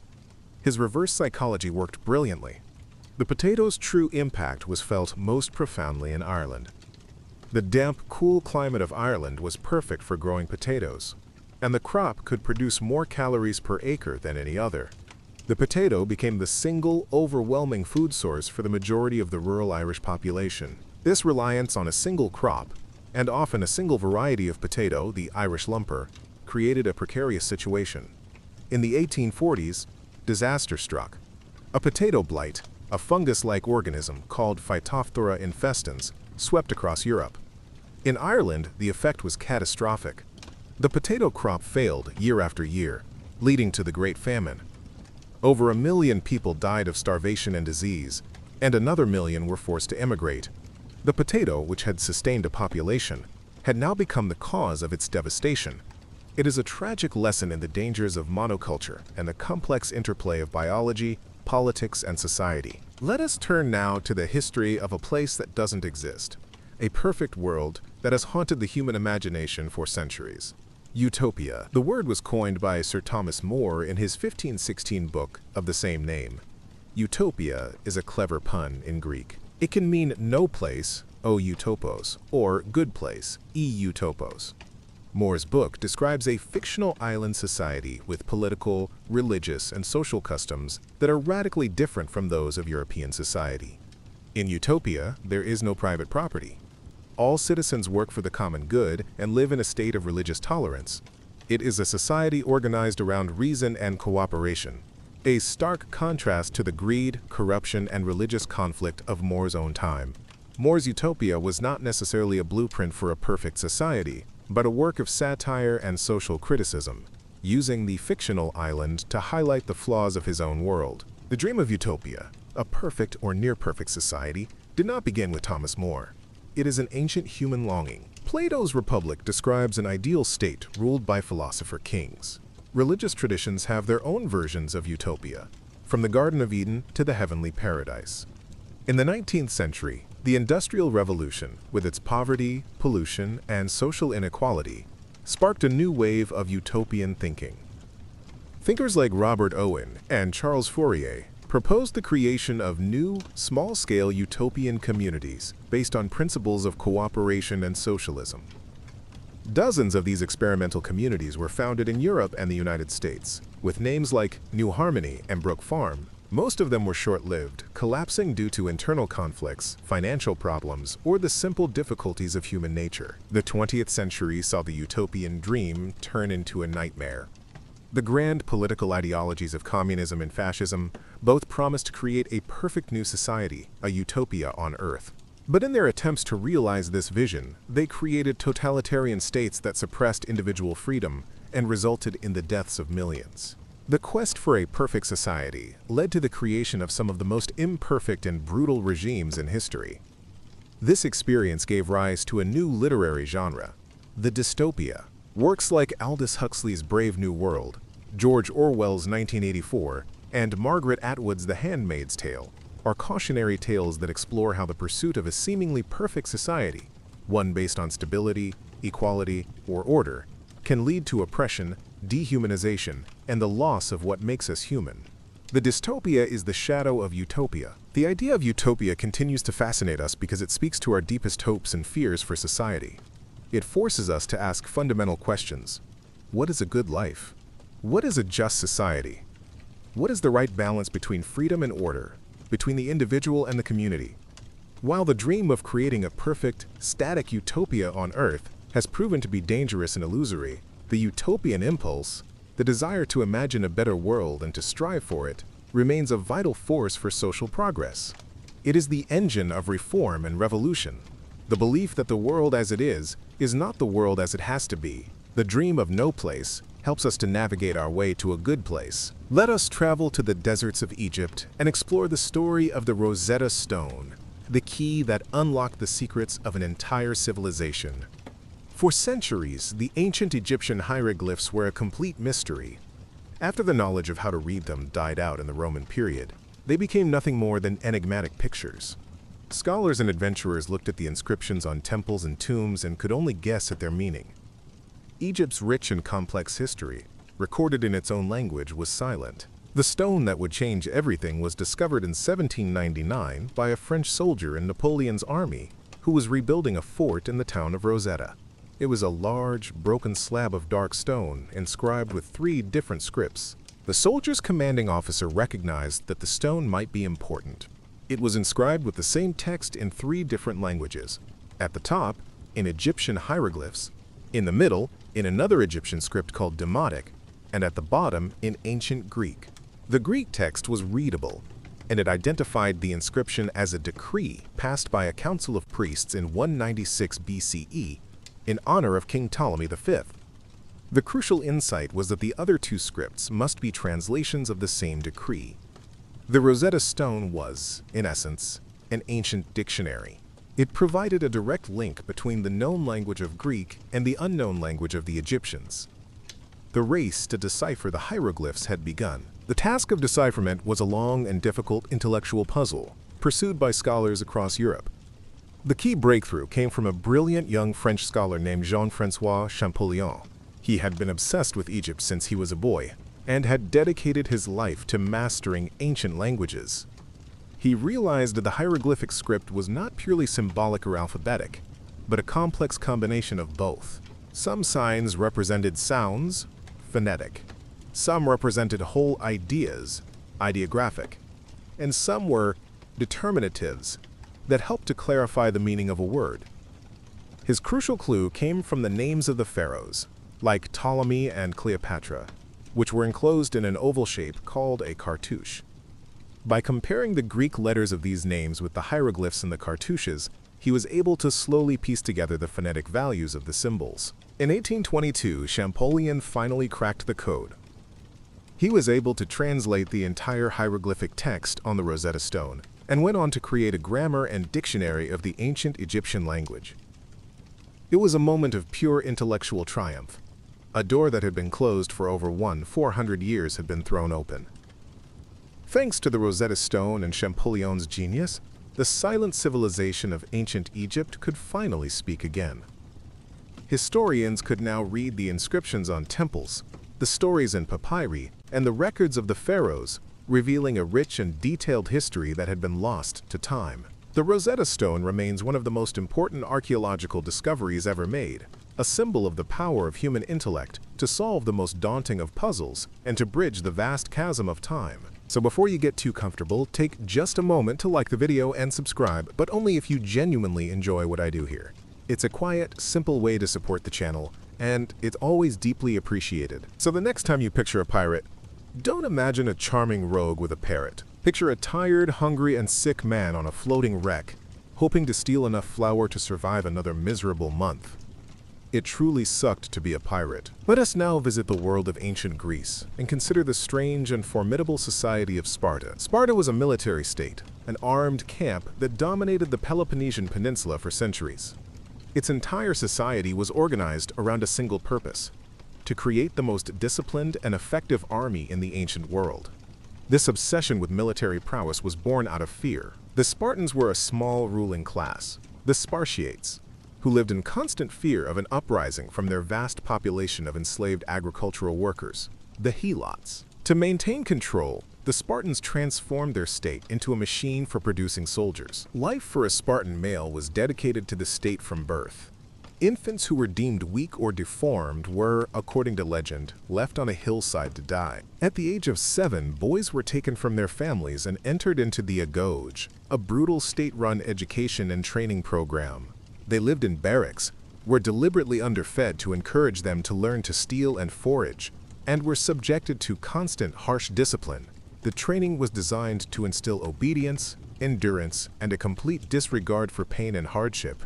They were taught to fight, to endure, and to place the needs of the state above all else. Spartan society was famously laconic, meaning they were known for their concise and pithy speech. They valued deeds over words. The focus was on a simple, austere life, free from luxury and distraction. Even their food was famously plain, the most common dish being a black broth made of pork, salt, vinegar, and blood, which other Greeks found disgusting. Spartan men lived in their barracks with their fellow soldiers until the age of 30, even if they were married. The bond between soldiers was considered more important than the bond between husband and wife. Everything was subordinated to the creation of the perfect phalanx, a disciplined wall of shields and spears. Spartan women were also unique in the Greek world. While they did not fight, they were expected to be physically fit and strong in order to produce healthy sons for the state. They received a formal education, participated in athletic competitions, and enjoyed a level of freedom and influence that was unheard of in other Greek city-states like Athens, where women were largely confined to the home. Spartan women were famously tough and were expected to be as dedicated to the state as the men. A famous Spartan saying has a mother handing her son his shield as he goes off to war, telling him to come back with it or on it, meaning to return either victorious or dead. The peak of Spartan glory came during the Persian Wars, most famously at the Battle of Thermopylae in 480 BCE, where King Leonidas and his 300 Spartans made their legendary last stand against a massive Persian army. While they were ultimately defeated, their courage and sacrifice became an enduring symbol of military heroism.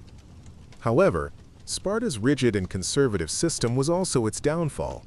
Their refusal to adapt, their declining population of full citizens, and their brutal treatment of the helots eventually led to their decline. By the 2nd century BCE, the once mighty Sparta was a shadow of its former self.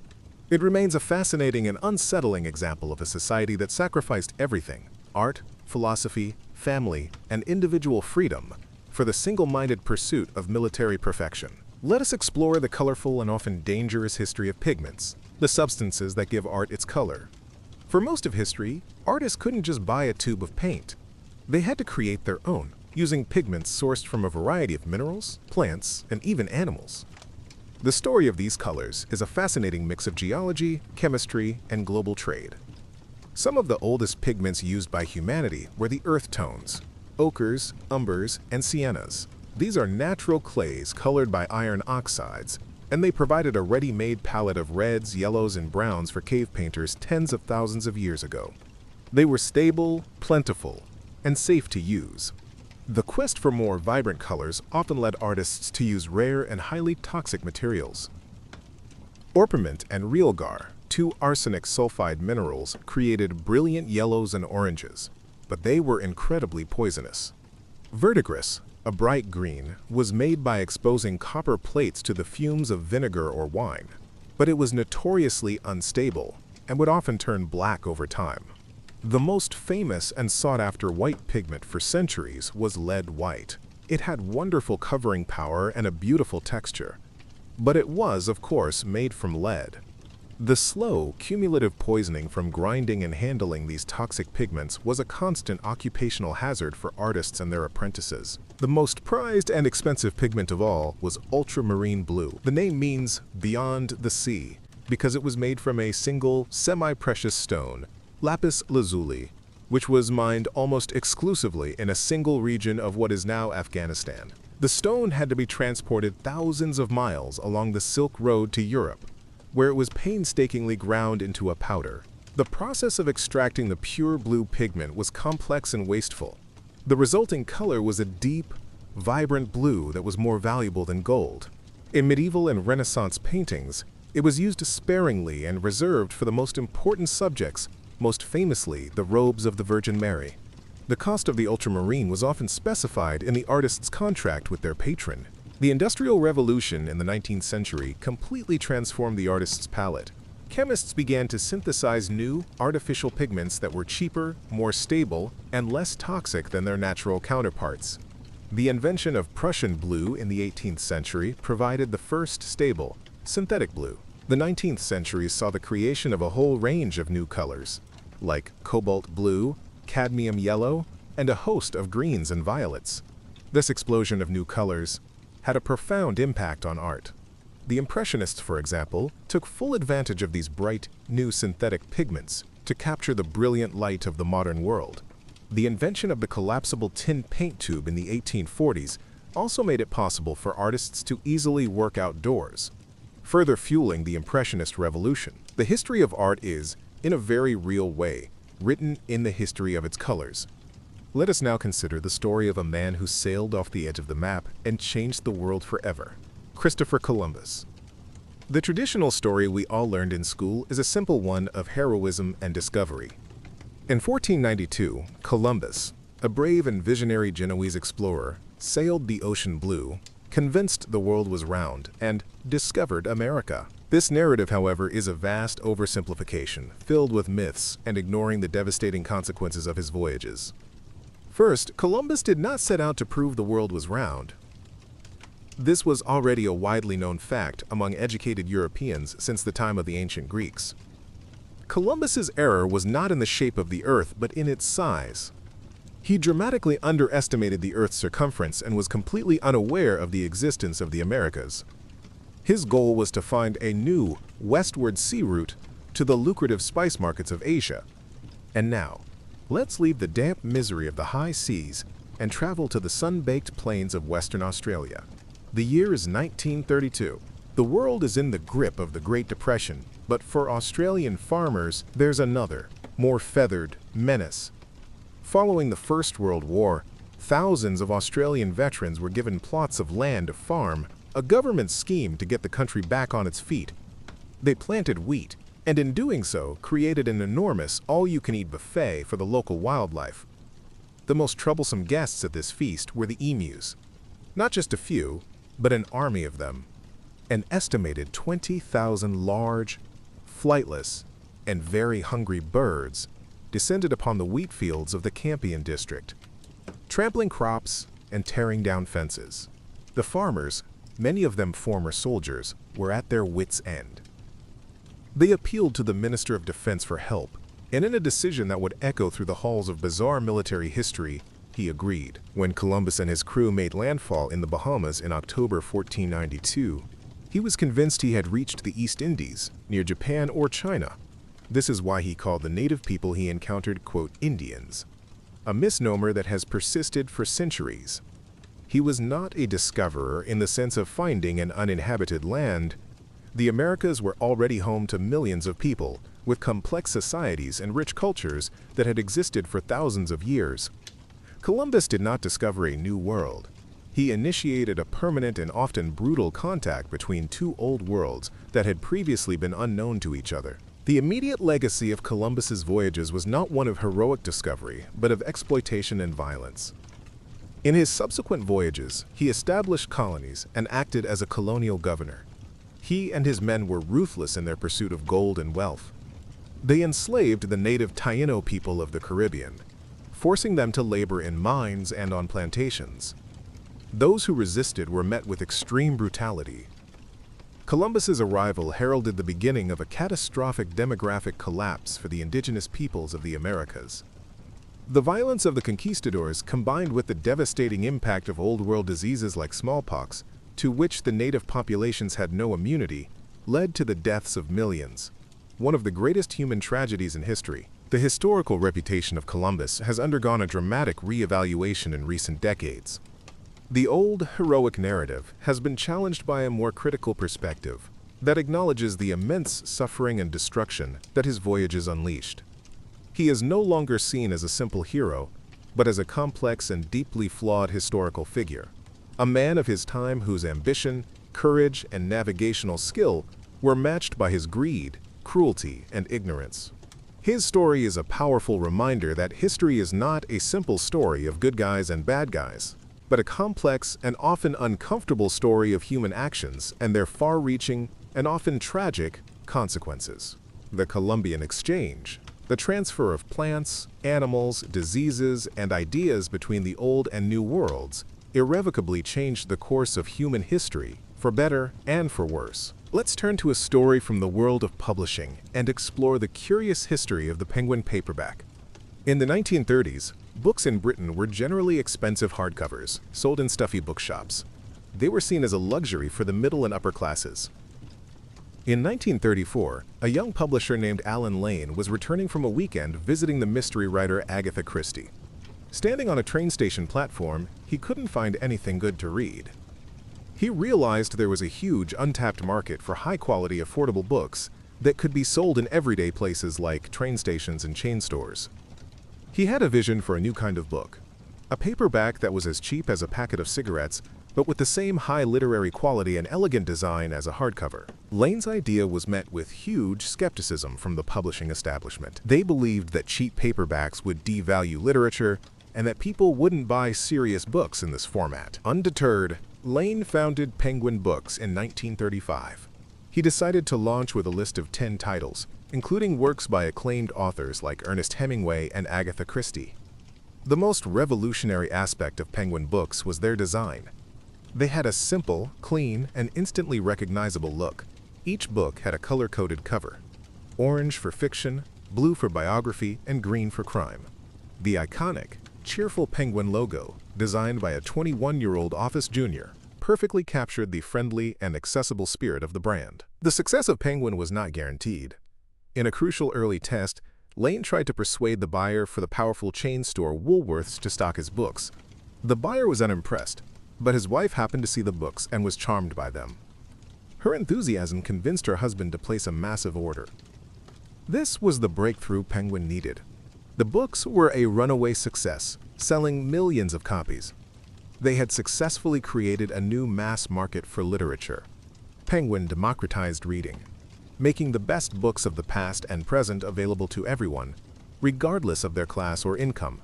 The simple, color-coded paperback became a symbol of a new, more accessible and egalitarian culture. Penguin continued to innovate. During World War II, they published books for the armed forces and handbooks on topics like aircraft recognition and vegetable gardening. After the war, they launched the Penguin Classics series, bringing affordable translations of works by Homer, Dante, and Chaucer to a wide audience. In 1960, Penguin was at the center of a major cultural battle when they decided to publish an unexpurgated version of D.H. Lawrence's novel, Lady Chatterley's Lover. The company was prosecuted under the Obscene Publications Act. The ensuing trial became a landmark case about literary censorship and freedom of speech. Penguin won the case, a major victory for artistic freedom in Britain. The humble paperback had become a powerful force for cultural change, proving that a good book in a simple cover could truly change the world. Let's journey to the ancient city of Rome and explore the story of one of its most remarkable engineering achievements, the aqueducts. Rome was the largest city in the ancient world, with a population of over 1 million people at its peak. To sustain such a massive population, it needed a vast and reliable supply of fresh water.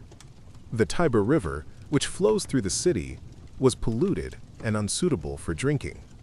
The solution was a network of 11 massive aqueducts that brought clean water from springs and rivers in the surrounding hills, some as far as 60 miles away. These aqueducts were a testament to the incredible skill and ambition of Roman engineers. The most visually stunning feature of the aqueducts are the massive, arched bridges that carried the water channels across valleys and lowlands. These arcades, like the famous Pont du Gard in France, are what most people picture when they think of a Roman aqueduct. However, the vast majority of the aqueduct system was underground, in tunnels and conduits that were dug through hills and buried in trenches. This protected the water from contamination and kept it cool. The engineering was remarkably precise. The channels had to be built with a very slight, continuous downward gradient to keep the water flowing. Roman engineers used simple tools like a chorobates, a type of spirit level, and a groma, a surveying tool, to achieve a level of accuracy over long distances that is astonishing even today. The aqueducts delivered an enormous amount of water to the city, an estimated 200 million gallons a day. This water supplied the city's many public fountains, its numerous public bathhouses, thermae, and the private homes of the wealthy. The public baths were a central part of Roman social life, places to wash, exercise, socialize, and conduct business. The constant supply of fresh water was also vital for public health, as it was used to flush the city's extensive sewer system, including the famous Cloaca Maxima. The abundance of clean, running water was a symbol of Rome's power, wealth, and technological superiority. It was a luxury that no other city in the ancient world could match. The plan was simple, if a little absurd. The military would deploy actual soldiers, armed with 2 state-of-the-art Lewis machine guns and 10,000 rounds of ammunition, to deal with the emu problem. The command of this strange expedition was given to Major G.P.W. Meredith of the Royal Australian Artillery. He was accompanied by 2 soldiers, a sergeant and a gunner, and a Fox movie-tone news cameraman to document the glorious victory. The press dubbed it the Great Emu War, and expectations were high. After all, what chance did a bunch of birds have against modern automatic weapons? The emus, it turned out, had a very good chance. They were not the simple-minded creatures the military had anticipated. They were fast, surprisingly intelligent, and possessed a tactical discipline that would have made a Roman general proud. They seemed to have their own leaders, with one large, black-plumed emu always keeping watch while the others fed, warning them of any approaching danger. After the fall of the Western Roman Empire, the aqueducts fell into disrepair. They were cut by invading armies and neglected by subsequent rulers. The city's population shrank dramatically, and for centuries, Rome reverted to using the polluted water of the Tiber. The great engineering marvels that had supplied a metropolis were left as silent, crumbling ruins. It wasn't until the Renaissance that the popes began to repair some of the old aqueducts and build new ones, bringing fresh water back to the city. The aqueducts stand as a powerful, silent reminder of the genius of Roman engineering and the vital, hidden infrastructure that is necessary to support a great civilization. They are a monument to the simple, life-giving power of water. As we wind down, let's consider the story of the lost colony of Roanoke. In 1587, a group of about 115 English settlers, led by John White, established a colony on Roanoke Island, off the coast of what is now North Carolina. This was one of the first English attempts to establish a permanent settlement in the New World. The colonists included women and children, a sign that they intended to stay. Shortly after their arrival, the first English child was born in the Americas, a girl named Virginia Dare. The colony was low on supplies, so John White, the governor, sailed back to England to get help, intending to return in a few months. White's return was delayed for 3 long years. The war between England and Spain and the attack of the Spanish Armada meant that all available ships were commandeered for the war effort. When he finally managed to return to Roanoke in 1590, he found the settlement completely abandoned. There were no signs of a struggle, no bodies, and no distress signals. The houses had been dismantled, not destroyed. The only clue was a single word carved into a post of the fort: Croatoan, the name of a nearby island and a friendly local Native American tribe. White assumed that the colonists had moved to Croatoan Island to live with the tribe. He wanted to sail there to find them, but a powerful storm was approaching, and his crew refused to risk it. They forced him to return to England. He was never able to finance another voyage to search for his lost family and colonists. The fate of the Roanoke settlers has remained one of America's oldest and most enduring historical mysteries. What happened to them? Did they move to Croatoan Island and assimilate with the local tribe? Did they try to sail back to England and get lost at sea? Or were they killed by a hostile tribe or by disease? Over the centuries, numerous theories and scraps of evidence have emerged. Some later English settlers reported seeing fair-skinned, gray-eyed people among some Native American tribes, suggesting possible assimilation. Archaeological digs on Roanoke and nearby islands have uncovered some English artifacts but no definitive proof of the colonists' fate. The mystery has captured the public imagination, inspiring books, plays, and movies. The single, cryptic word Croatoan has become a haunting symbol of a story without an ending. It is a reminder of the fragility of early colonial life and the vast, unknown wilderness that the first settlers faced. The lost colony of Roanoke is a ghost story at the very beginning of American history, a quiet, unanswered question that still echoes through the woods and along the shores of North Carolina. And with that final, unanswered question, our journey for tonight comes to a gentle close. We've drifted from the miserable reality of pirate life to the absurdities of a war against birds, from the dark tunnels of London to the sun-drenched facade of Petra. We've seen how ideas like Zero and Utopia have shaped our world, and how quiet, forgotten figures like Gregor Mendel and Heidi Lamar have left an indelible mark on our lives. History is not just a collection of grand battles and famous kings. It is a tapestry woven from countless threads, some brilliant, some tragic, some bizarre, and all deeply human. It is in these quiet, forgotten corners of the past that we can often find the most soothing and fascinating stories. So now there's nothing left to do but to let these stories fade, to allow your mind to drift on the soft currents of history, and to settle into a deep and peaceful rest. Good night. The first engagement took place on the 2nd of November 1932. The soldiers spotted a flock of about 50 emus. They set up their Lewis gun and prepared for an easy slaughter. But the birds were just out of range. The local settlers tried to herd the emus into an ambush, but the flock smartly split into smaller groups and scattered. Later that day, the soldiers found a smaller flock. They opened fire, but the Lewis gun was surprisingly ineffective. The emus could run at nearly 30 miles per hour, making them incredibly difficult targets. Their tough feathers and skin meant that even when they were hit, the bullets often didn't do enough damage to bring them down. After firing hundreds of rounds, the official casualty count was perhaps a dozen birds. Major Meredith was stunned. In his report, he noted, "The emu is an amazingly difficult bird to kill. If we had a military division with the bullet-carrying capacity of these birds, it would face any army in the world." A few days later, Major Meredith decided to change his strategy. He planned a major ambush near a local dam where over 1,000 emus had been spotted. The soldiers lay in wait, the Lewis gun poised for action. This was it, the moment of decisive victory. They waited for the birds to get close, and then they opened fire. The gun fired a dozen rounds and then immediately jammed.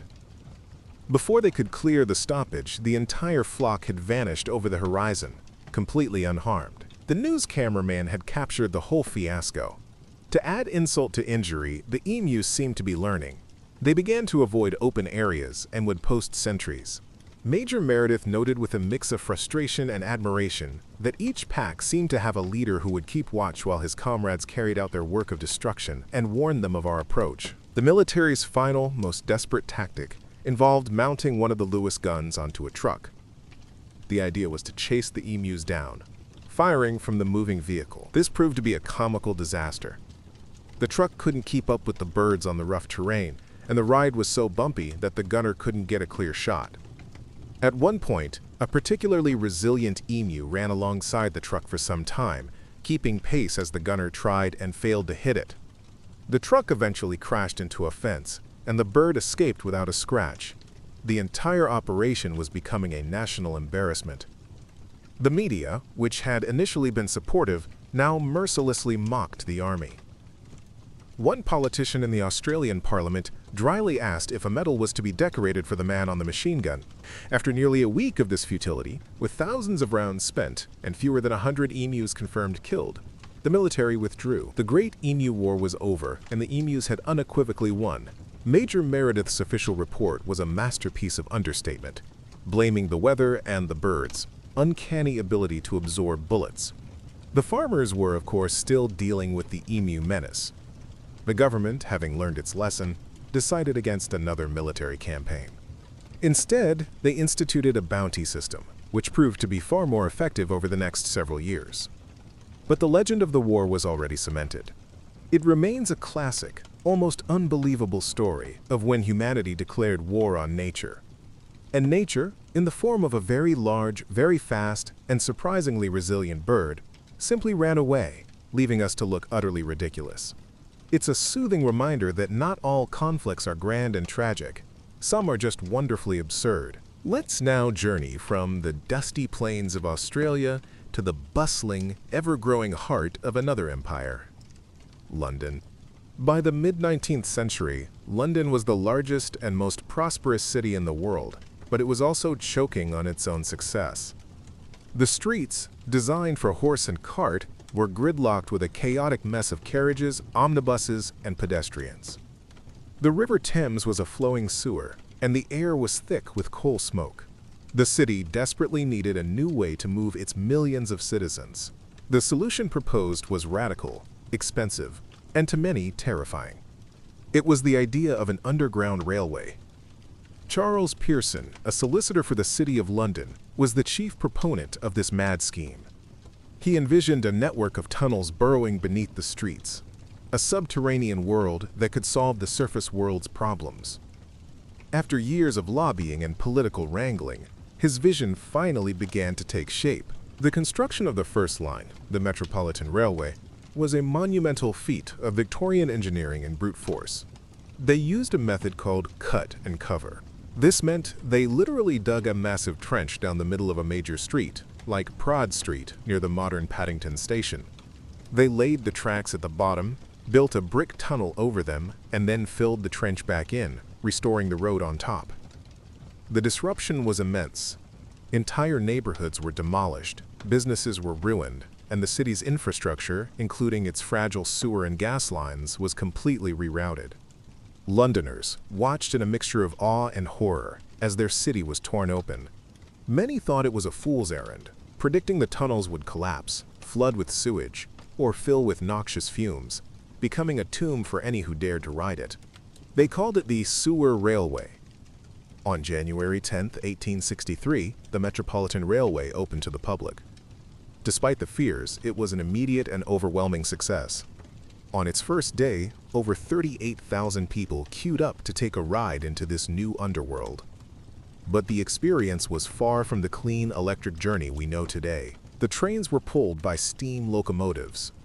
To deal with the smoke in the tunnels, the engines were fitted with condensers to trap the steam, but it was only partially effective. The tunnels were poorly ventilated, and the stations were filled with a thick sulfurous fog that stung the eyes and coated every surface with soot. It was a dim, gaslit, and rather hellish environment, yet, for all its discomfort, it was fast. A journey that took an hour by carriage on the gridlocked streets above could be completed in just 15 minutes below. It was a revolution in urban living, and as always, I'd love to know where you're tuning in from tonight. It's fascinating to see this little community of history lovers and insomniacs stretch across the globe. So drop a city or a country in the comments below. The success of the Met sparked a railway mania. But the cut and cover method was too disruptive and expensive for the dense city center. A new technology was needed. This came in the form of the Great Head Tunneling Shield, a massive iron cylinder that could be forced through the soft London clay, allowing workers to safely excavate a tunnel deep underground without disturbing the streets above. This innovation, combined with the advent of electric traction to replace the smoky steam engines, gave birth to the world's first deep-level tube railway, the City and South London Railway, which opened in 1890. This was the true beginning of the tube. Passengers descended in clunky hydraulic lifts to platforms deep within the earth. The carriages were cramped, windowless, and padded, earning them the nickname padded cells. It was strange and claustrophobic, but it was the future. As the network grew under the control of different competing companies, it became a confusing mess of lines and stations. This chaos was tamed by one man, Frank Pick. Hired by the Underground Electric Railways Company of London, Pick was a design visionary. He believed that the underground should have a unified, modern, and easily recognizable identity. He commissioned the iconic solid red circle with a blue bar, the roundel, which is still the symbol of London transport today. He hired the calligrapher Edward Johnston to create a new, clear, and elegant typeface, Johnston Sans, which is used on all signage. Pick's philosophy was that good design wasn't a luxury. It was a necessity for a public service. He wanted every detail, from the station architecture to the upholstery on the seats, to be thoughtfully designed, creating a sense of civic pride and order in the subterranean chaos. Perhaps the most brilliant piece of design associated with the tube is the map. Before 1933, underground maps were geographically accurate, overlaying the lines onto a regular street map. This made them a tangled, unreadable mess, especially in the central area. An engineering draftsman named Harry Beck had a radical idea. He realized that passengers didn't need to know the exact geographical route of the train. They just needed to know the order of the stations and where to change lines. So he designed a new map based on the principles of an electrical circuit diagram. He straightened the lines, spaced the stations evenly, and used only horizontal, vertical, and 45-degree angles. His map was a masterpiece of clarity and elegant simplicity. The management was initially skeptical, but when it was released to the public, it was an instant hit. Beck's design became the standard for transit maps all over the world. The London Underground took on its most profound and solemn role during the Second World War. As the bombs of the Blitz rained down on London, the deep-level tube stations became the city's unofficial air raid shelters. Each night, hundreds of thousands of Londoners would descend into the earth, carrying blankets and flasks of tea.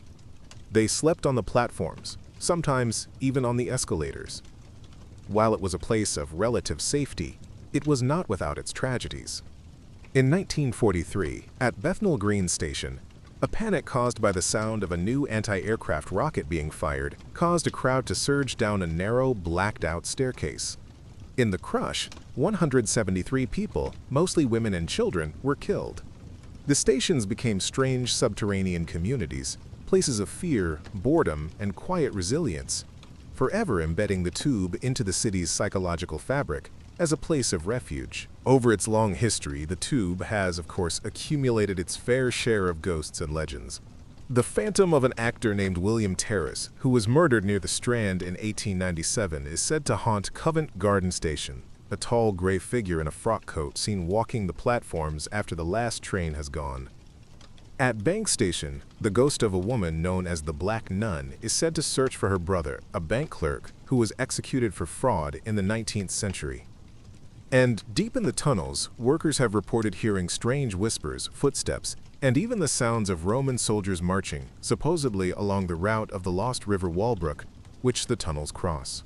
These stories, whether true or not, add another layer to the deep and complex history buried beneath London's streets, a reminder that the city's past is always just a few feet beneath its present.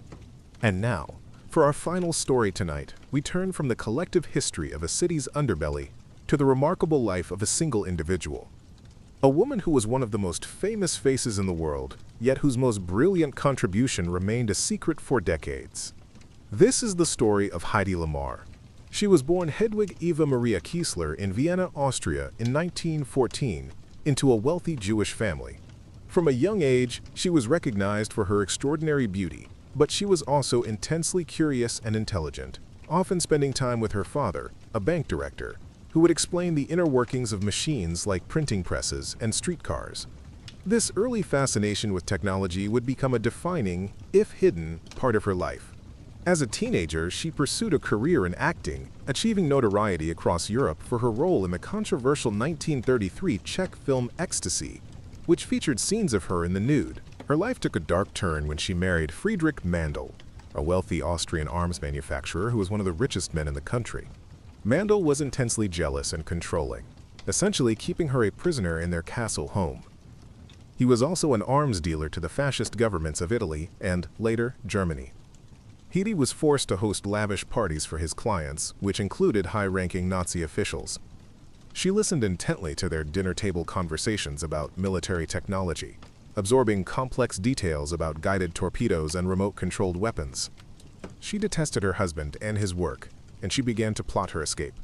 In a dramatic move worthy of one of her own films, she reportedly disguised herself as her own maid and fled to Paris, eventually making her way to London, where she met the head of MGM Studios, Louis B. Mayer. Louis B. Mayer brought her to Hollywood, changed her name to Heidi Lamar, and marketed her as, quote, the most beautiful woman in the world. She became a massive star, appearing in dozens of films alongside leading men like Clark Gable and Spencer Tracy. But behind the glamorous facade, she was deeply bored and unfulfilled. She found the acting role she was given to be one-dimensional and felt that her intellect was completely wasted. In her downtime, she didn't socialize at Hollywood parties. Instead, she set up a workshop in her home. She had a drafting table and engineering textbooks, and she tinkered with inventions. She came up with ideas for a fluorescent dog collar and a new type of traffic stoplight. Her mind was constantly working, trying to solve problems. It was a side of her that the studio system and the world had absolutely no interest in seeing. As World War II escalated, Heidi was desperate to contribute to the Allied war effort. She knew that a major problem for the US Navy was that radio-guided torpedoes were easy to jam. An enemy could simply broadcast a signal on the same frequency and send the torpedo off course. Drawing on the knowledge she had gleaned from those dinner parties with her ex-husband, she came up with a brilliant solution. She conceived of a system where the radio guidance signal would rapidly and randomly jump between different frequencies, making it impossible for the enemy to predict and jam. To help her make this idea a reality, she collaborated with an avant-garde composer named George Antheil. Antheil's experience with synchronizing multiple-player pianos for his compositions was the key. Together, they designed a device using a mechanism similar to a piano roll to rapidly switch between 88 different frequencies, the same number of keys on a piano. In 1942, Lamar and Antheil were granted a patent for their secret communication system. They eagerly offered it to the U.S. Navy, believing it could give the Allies a decisive technological edge. The Navy, however, was completely dismissive. They looked at the patent from a glamorous movie star and a bizarre musician and couldn't see its potential. The idea of putting a player piano inside a torpedo seemed absurd to them. They classified the patent and filed it away, effectively telling Heidi Lamar that she could better serve the war effort by using her celebrity to sell war bonds. And so she did, raising millions of dollars for the cause, all while her groundbreaking invention sat on a shelf, unused and forgotten. It was a crushing disappointment, a moment where her intellect was explicitly rejected in favor of her beauty. Now, let's begin to settle in. Dim the lights, maybe turn on a fan or open a window. Take a slow, deep breath, and let's ease into tonight's journey together, starting on the miserable high seas.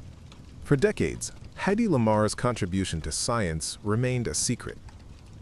Her Hollywood career eventually faded, and she lived her later years as a recluse, her story becoming one of tragic glamour.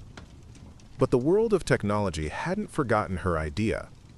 In the 1950s, engineers at Sylvania rediscovered her patent, and the concept of frequency hopping was implemented in new secure military communication systems, particularly during the Cuban Missile Crisis. More importantly, her invention became a foundational principle for the spread-spectrum technology that is the backbone of our modern wireless world. Every time you use a cell phone, connect to a Wi-Fi network, or use a Bluetooth device, you are using a technology that has its roots in the mind of a 1940s movie star who was tired of being underestimated. In the 1990s, the tech world finally began to recognize her contribution, and she received several prestigious awards late in her life. She died in 2000, a woman who truly had both beauty and brains, and whose secret legacy has quietly shaped the way we all live and communicate. As we let that story settle, let's drift back once more, perhaps to consider the strange and often misunderstood world of the medieval alchemist. We picture them in dark, cluttered laboratories, surrounded by bubbling potions and arcane symbols, obsessed with the singular goal of turning lead into gold. This quest, known as the Great Work or the Magnum Opus, was indeed central to alchemy, but it was far more than a get-rich-quick scheme. For the true alchemist, the transformation of base metals into precious ones was merely a physical manifestation of a deeper, spiritual journey. The lead represented the impure, corrupted human soul, weighed down by sin and ignorance. Gold, being incorruptible and perfect, represented enlightenment, salvation, and a connection to the divine. The laboratory work was a form of prayer and meditation, a physical process meant to mirror and aid the purification of the alchemist's own spirit. They believed that only a pure soul could achieve the physical transformation of the metals. The alchemist's laboratory was a microcosm of the universe, filled with strange and wonderful apparatus. You would find the alembic, a two-part still used for distillation, separating the spirit or essence of a substance. There was the athanor, a self-feeding furnace designed to maintain a constant gentle heat for weeks or even months on end, a process the alchemists called their philosophical egg. Glassware of all shapes and sizes, from pelicans to retorts, littered the benches. The walls would be covered in cryptic charts and symbols. These were not mere decorations. Alchemists wrote in a secret allegorical language to protect their knowledge from the uninitiated and from the prying eyes of the church, which was often deeply suspicious of their activities. A text might speak of a green lion devouring the sun, which could be a coded recipe for using an acid to dissolve gold. Understanding alchemy meant learning to decipher this poetic and deliberately obscure language. Central to the entire endeavor was the search for the philosopher's stone. This was not necessarily a literal stone, but a legendary substance believed to be the key to transmutation. It was said to be a red powder or tincture that, when added to molten lead or mercury, would instantly transform it into pure gold. But its powers didn't stop there. The philosopher's stone was also believed to be the primary ingredient in the elixir of life, a potion that could cure any disease, restore youth, and grant immortality. This dual purpose highlights the intertwined physical and spiritual goals of alchemy. To create the stone was to master the secrets of both matter and life itself. The quest for it consumed the lives of many, including some of the greatest minds of the age, such as Isaac Newton, who wrote over 1,000,000 words on the subject of alchemy, far more than he ever wrote on physics or optics. The process of creating the philosopher's stone was often described in 4 or sometimes more stages, each associated with a color. It began with the nigredo, or blackening. This represented putrefaction and decomposition, the breaking down of the original matter into a uniform black substance, symbolizing a spiritual dark night of the soul. This was followed by the albedo, or whitening. This was a purification stage, where the black matter was washed until it became white, symbolizing the dawning of enlightenment. Then came the citronitis, or yellowing, a stage representing the rising of the sun and the beginning of the final transformation. Finally, there was the rubedo, or reddening. This was the culmination of the great work, the successful creation of the red philosopher's stone, symbolizing the union of spirit and matter, the attainment of divine wisdom, and the completion of the alchemist's spiritual journey. Of course, the history of alchemy is also filled with charlatans and fraudsters. For every devout spiritual seeker, there were dozens of tricksters who used sleight of hand and chemical tricks to con wealthy patrons into believing they could make gold. They would use crucibles with false bottoms containing hidden gold dust, or they would stir molten lead with a hollow rod filled with gold that would melt and appear in the mixture. These con artists gave alchemy a bad name and are largely responsible for its modern reputation as a foolish and greedy pursuit. They were often caught and faced severe punishment. But their existence doesn't negate the serious philosophical and scientific inquiries of the true alchemists who, in their quest for gold, laid the groundwork for modern chemistry. They were the first to systematically investigate the properties of minerals and metals, and they developed many of the laboratory techniques, like distillation and sublimation, that are still used today. Let's stay in this pre-modern world for a moment and consider the simple act of telling time. In our age of atomic clocks and smartphones, we have a precise, universal, and inescapable awareness of the hour and minute. But for most of human history, time was a much more fluid, local, and natural concept. Before the invention of mechanical clocks, time was told by the sun, the moon, and the stars.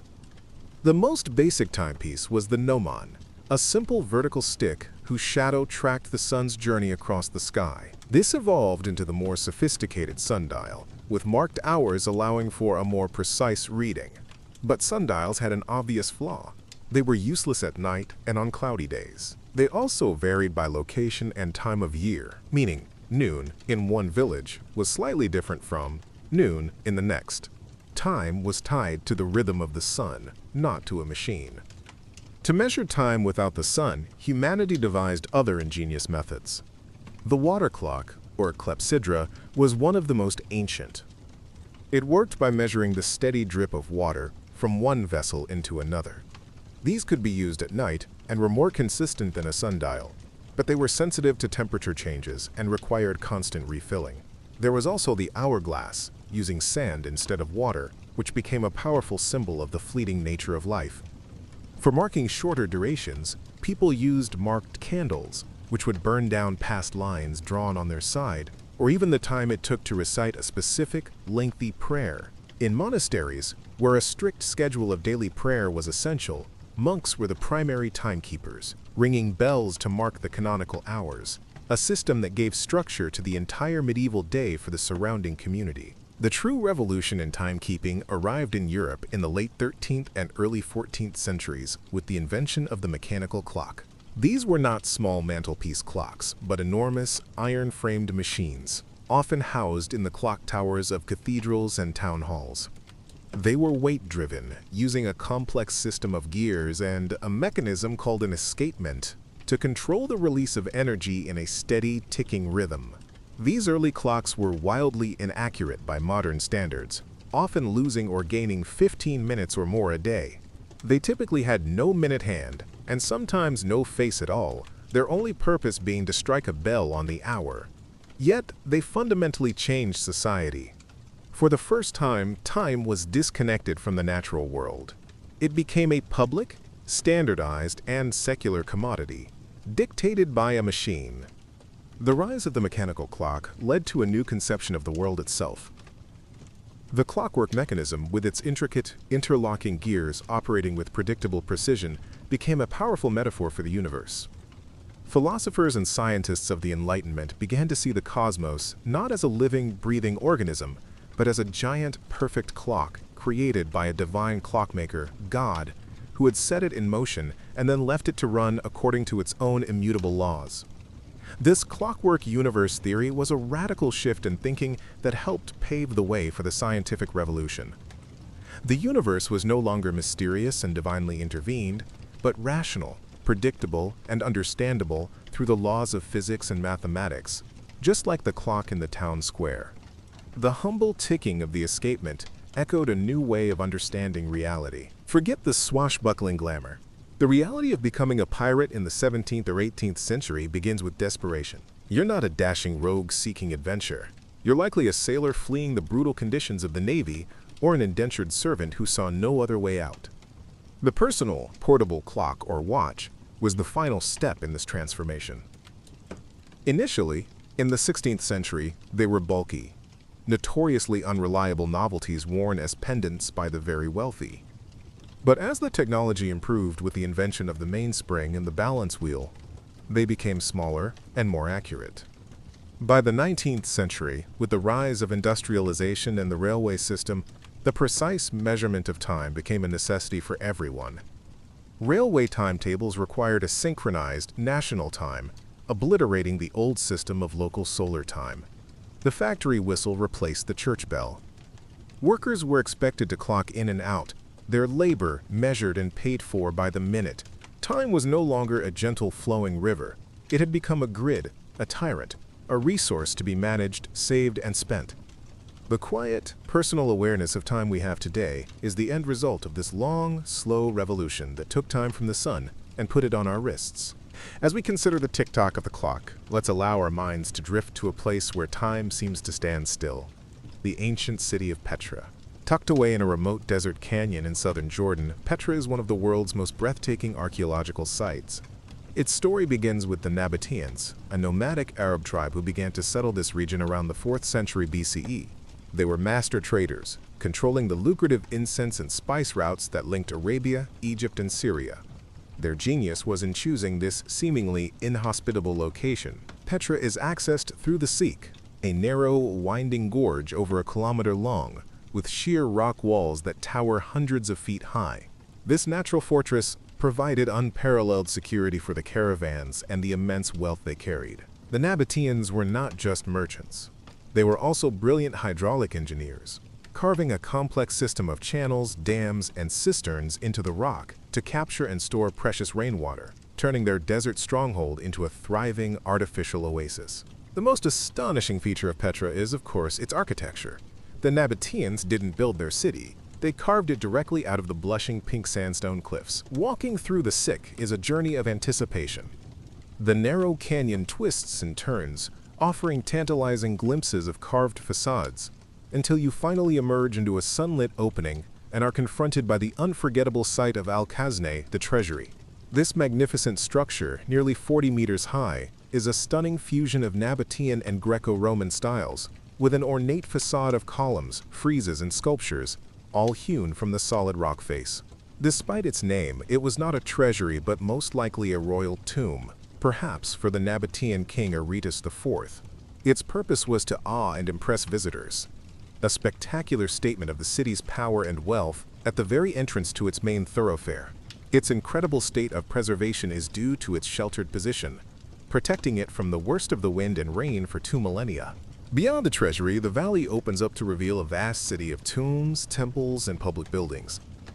There is the street of facades, lined with dozens of smaller, yet still impressive rock-cut tombs. Further on, a massive theater, capable of seating over 8,000 spectators, was carved into the mountainside. Unlike Roman theaters, which were typically built up from the ground, this one was excavated out of the rock itself. At the heart of the city was the colonnaded street, the main commercial hub, which was a later Roman addition after they annexed the Nabatean kingdom in 106 CE. Towering above the city center is the imposing structure known as Ad-Dir, the monastery. Reaching it requires a strenuous climb up some 800 rock-cut steps.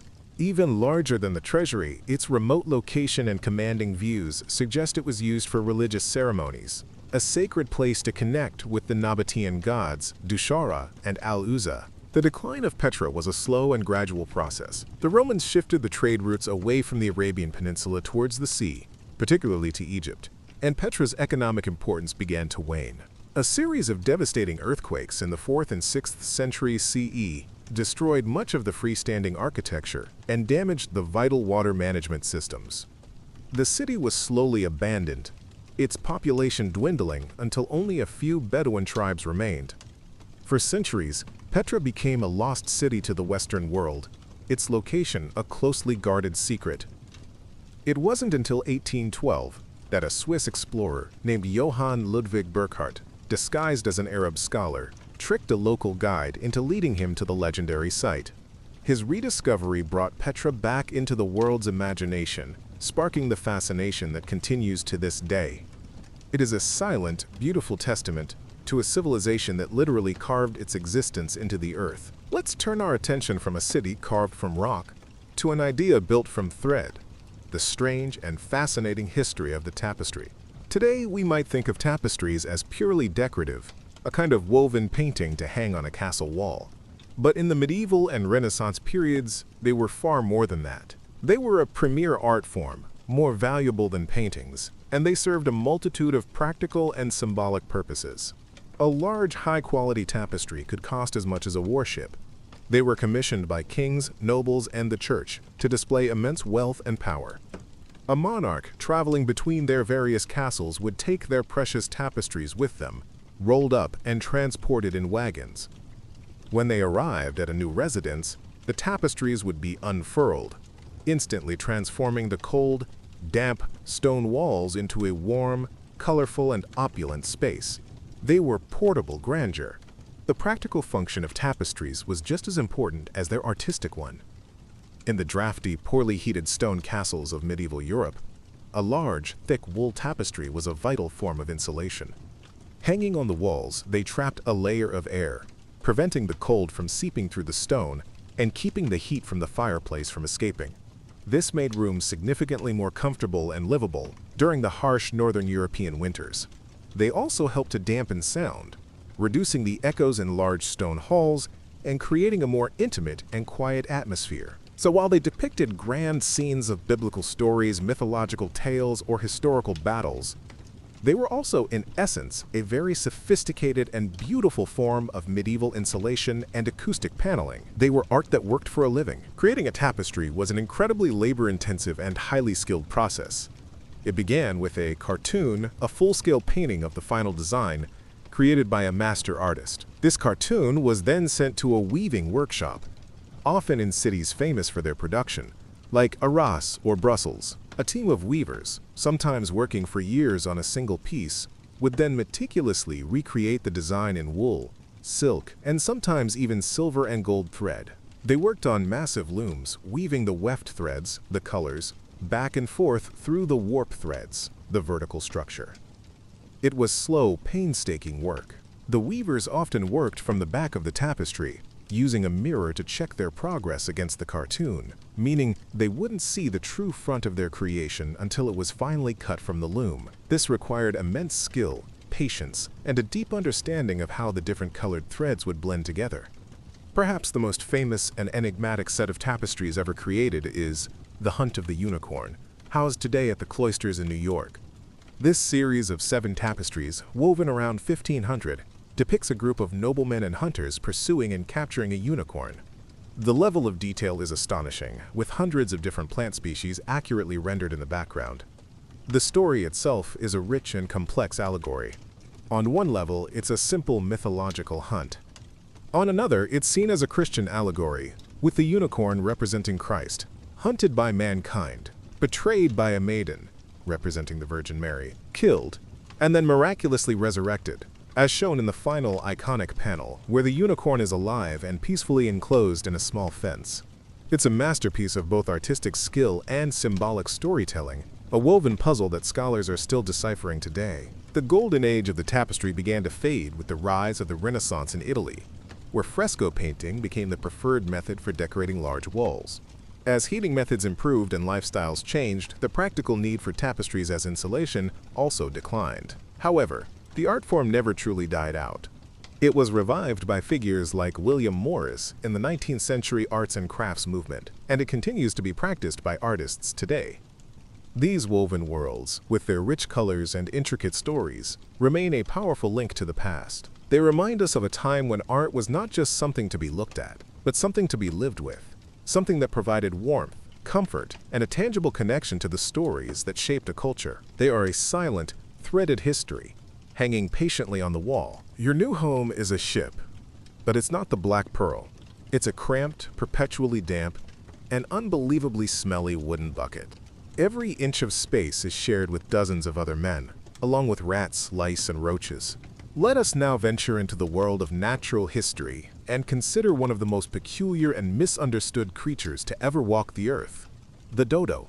Native to the island of Mauritius in the Indian Ocean, the dodo was a large, flightless bird, a distant relative of the pigeon. For millions of years, it had lived in an isolated paradise with no natural predators. As a result, it had evolved to be completely fearless. It was a stout bird, weighing perhaps up to 50 pounds, with grayish plumage, a large, hooked beak, and tiny, useless wings.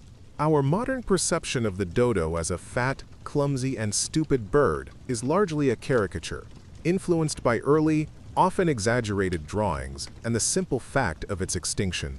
In reality, it was perfectly adapted to its environment. It didn't need to fly, so it didn't. It didn't need to be afraid, so it wasn't. It was a product of a gentle, predator-free world. The dodo's peaceful existence came to an abrupt end in 1598, when Dutch sailors first landed on Mauritius. For the hungry sailors, the dodo was an easy source of food.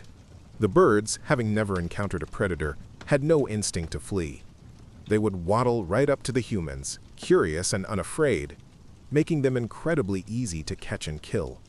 While their meat was reportedly not very tasty, often described as tough and oily, they were a convenient and plentiful meal for sailors who had been at sea for months.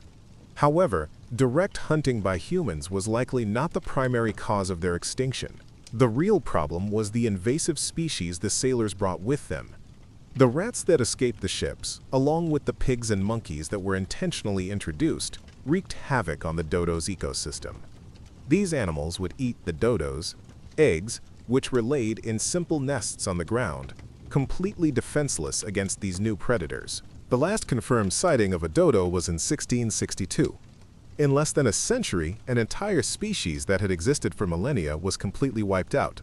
The extinction happened so quickly and so completely that for a time, many people in Europe believed the dodo had never existed at all, that it was merely a mythical creature, a sailor's tall tale. The physical evidence was scarce. There are no complete, stuffed dodo specimens left in the world. The most famous one, at the Ashmolean Museum in Oxford, was reportedly becoming so decayed by the 18th century that the museum staff decided to burn it, only saving the head and a foot at the last minute. The word dodo itself entered the English language as a synonym for something that is hopelessly extinct, obsolete, or stupid. The bird became a poster child for extinction, a symbol of humanity's destructive impact on the natural world. The story of the dodo serves as a profound and melancholy lesson. It's a story about the fragility of isolated ecosystems and the devastating, often unforeseen, consequences of human arrival. The dodo wasn't stupid. It was simply innocent. It was perfectly suited for the world it knew, but completely unprepared for the one that was forced upon it. Its trust was its downfall. In recent years, scientists have been able to extract DNA from preserved dodo bones, giving us a much clearer picture of its biology and its place in the evolutionary tree. There has even been speculative talk of de-extinction, using genetic engineering to bring the dodo back. But even if we could, the world it belonged to, the pristine forests of Mauritius free from rats and pigs, is also gone forever. The dodo remains a silent, flightless ghost, a reminder of what has been lost. From a lost bird, let's turn to a lost art, the intricate and fascinating world of the medieval manuscript illuminator. Before the invention of the printing press, every book was a unique, handmade object, copied by a scribe, word by painstaking word. For the most important books, Especially religious texts like Bibles and books of hours, this process was taken a step further. They were given to an illuminator, a highly skilled artist, who would adorn the pages with vibrant illustrations, decorative borders, and glistening gold leaf. The term illumination comes from the Latin illuminare, meaning, quote, to light up. And that's exactly what they did. They lit up the text with color and gold, transforming a simple book into a dazzling work of art and a sacred object. The shimmering gold leaf, burnished to a high shine, would catch the candlelight in a dim church or library, making the page seem to glow with an inner, divine light. The process of creating an illuminated manuscript was long and complex, involving a whole team of artisans. First, the vellum or parchment had to be prepared from the skins of animals like calves or sheep, a smelly and laborious process of scraping, stretching, and treating the skin to create a smooth, durable writing surface. Then the scribe would meticulously write out the text, leaving specific gaps for the illuminator to fill in. The illuminator would then sketch out the designs, often using a lead stylus. After that, they would apply the gesso, a sticky plaster-like substance, in the areas that were to be gilded. Thin sheets of gold leaf were then carefully laid over the gesso and burnished with a smooth, hard tool like an animal tooth to create a brilliant shine. Only after the gilding was complete would the illuminator begin to paint, using pigments made from a variety of exotic and expensive materials: lapis lazuli from Afghanistan for the richest blues, crushed insects for reds, and various minerals and plants for other colors. The illustrations in these manuscripts served multiple purposes. For a largely illiterate population, the pictures were a vital way to tell the stories of the Bible. A scene of the Nativity or the crucifixion could convey the core message of a passage to someone who could not read the Latin text. But the illuminations went far beyond simple storytelling. The borders of the pages were often filled with intricate patterns, floral designs, and a host of strange creatures and whimsical scenes known as marginalia. Here, the illuminator's imagination could run wild. You might find a knight battling a snail, a monkey playing the bagpipes, a rabbit conducting a funeral for a fox, or a bishop sprouting from a flower. These bizarre and often humorous drawings in the margins offer a fascinating, playful glimpse into the medieval mind, a world away from the solemn religious text in the center of the page. One of the most spectacular examples of this art form is the Book of Kells, an illuminated manuscript of the four Gospels created by Celtic monks around 800 CE. Housed today in Dublin, it is a masterpiece of what is known as insular art. Its pages are a riot of color and fantastically complex design. The artists used a dizzying array of spirals, knots, and intricate interlace patterns, often populated by stylized human and animal figures that twist and turn within the designs. The level of detail is almost microscopic. On a single decorated initial, you might find dozens of interwoven patterns, so fine that they are best appreciated with a magnifying glass. The Book of Kells represents the absolute pinnacle of the illuminator's craft, a work of such devotion and artistry that it seems almost superhuman. It was described in the 12th century as a work not of men, but of angels. The arrival of the printing press in the mid-15th century spelled the beginning of the end for the illuminated manuscript. Books could now be produced quickly, cheaply, and in large numbers. The slow, painstaking work of the scribe and illuminator could not compete. While some wealthy patrons continued to commission hand-illuminated books for a time as luxury items, the craft slowly faded into obscurity. The great monasteries were dissolved, their libraries scattered, and for centuries these beautiful objects were often neglected or even destroyed. Today, they are treasured as priceless artifacts, remnants of a time when a book was not just a container for information, but a sacred and beautiful object in its own right, a testament to a deep faith and an incredible artistic skill. They are a quiet monument to a world lit by hand. Let's now move from the sacred to the profane and explore the history of something utterly commonplace, yet with a surprisingly contentious past: the fork. For most of us, a fork is a simple, unremarkable tool, an essential part of any meal. But for centuries in Europe, the fork was viewed with deep suspicion, considered an effeminate, pretentious, and even diabolical instrument. For most of history, people ate with their hands, a knife, and perhaps a spoon for liquids.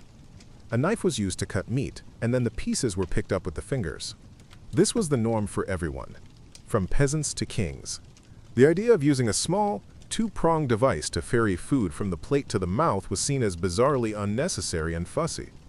It was a tool that created distance between a person and their food, a strangely sterile and artificial way to eat. Let's talk about the food. The primary staple is hardtack, a biscuit baked to the consistency of a ceramic tile.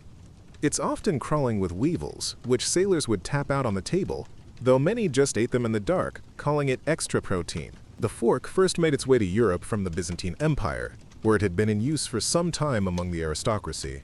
One of the earliest recorded appearances was in the 11th century, when a Byzantine princess married the Doge of Venice. She shocked the Venetian court by refusing to eat with her hands, instead using a small golden fork. The clergy was particularly horrified. One influential cleric, St. Peter Damian, condemned her use of the fork as a sign of decadent vanity and excessive delicacy. He argued that God had given humans natural forks at the ends of their hands, their fingers, and to reject them for an artificial metal implement was an insult to the Creator. When the princess died of the plague shortly after, he declared it was divine punishment for her vanity. This association with sin and vanity would cling to the fork for centuries. The fork's journey to acceptance was incredibly slow. It gradually spread through Italy during the Renaissance, where a new emphasis on refinement and manners made it more appealing to the upper classes. Catherine de' Medici is often credited with introducing the fork to France when she married King Henry II in the 16th century, though its use remained limited to the very elite and was still often mocked. In England, the fork was almost completely unknown until the 17th century. An English traveler named Thomas Coriat discovered it on his travels in Italy and brought a setback with him. He enthusiastically promoted its use, but he was widely ridiculed for his strange Italian affectation. Men who used forks were considered unmanly and foppish. There was a sense that real men were not afraid to get their hands dirty, even at the dinner table. The design of the fork itself also evolved. The earliest forks were small and had only two straight tines. They were essentially miniature spears, good for holding a piece of meat while it was being cut, but not very effective for scooping up food like peas. The fork as we know it, with its curved shape and 3 or 4 tines, didn't become common until the 18th and 19th centuries. This new design made it a much more versatile and practical tool, able to both spear and scoop. It was this improvement in functionality, combined with changing ideas about hygiene and politeness during the Victorian era, that finally cemented the fork's place on the dinner table. The idea that touching food was unsanitary began to take hold, and the fork became a marker of civilized behavior. What was once seen as an instrument of the devil became a symbol of good manners. The story of the fork is a wonderful reminder of how even the most mundane objects can have rich and surprising histories.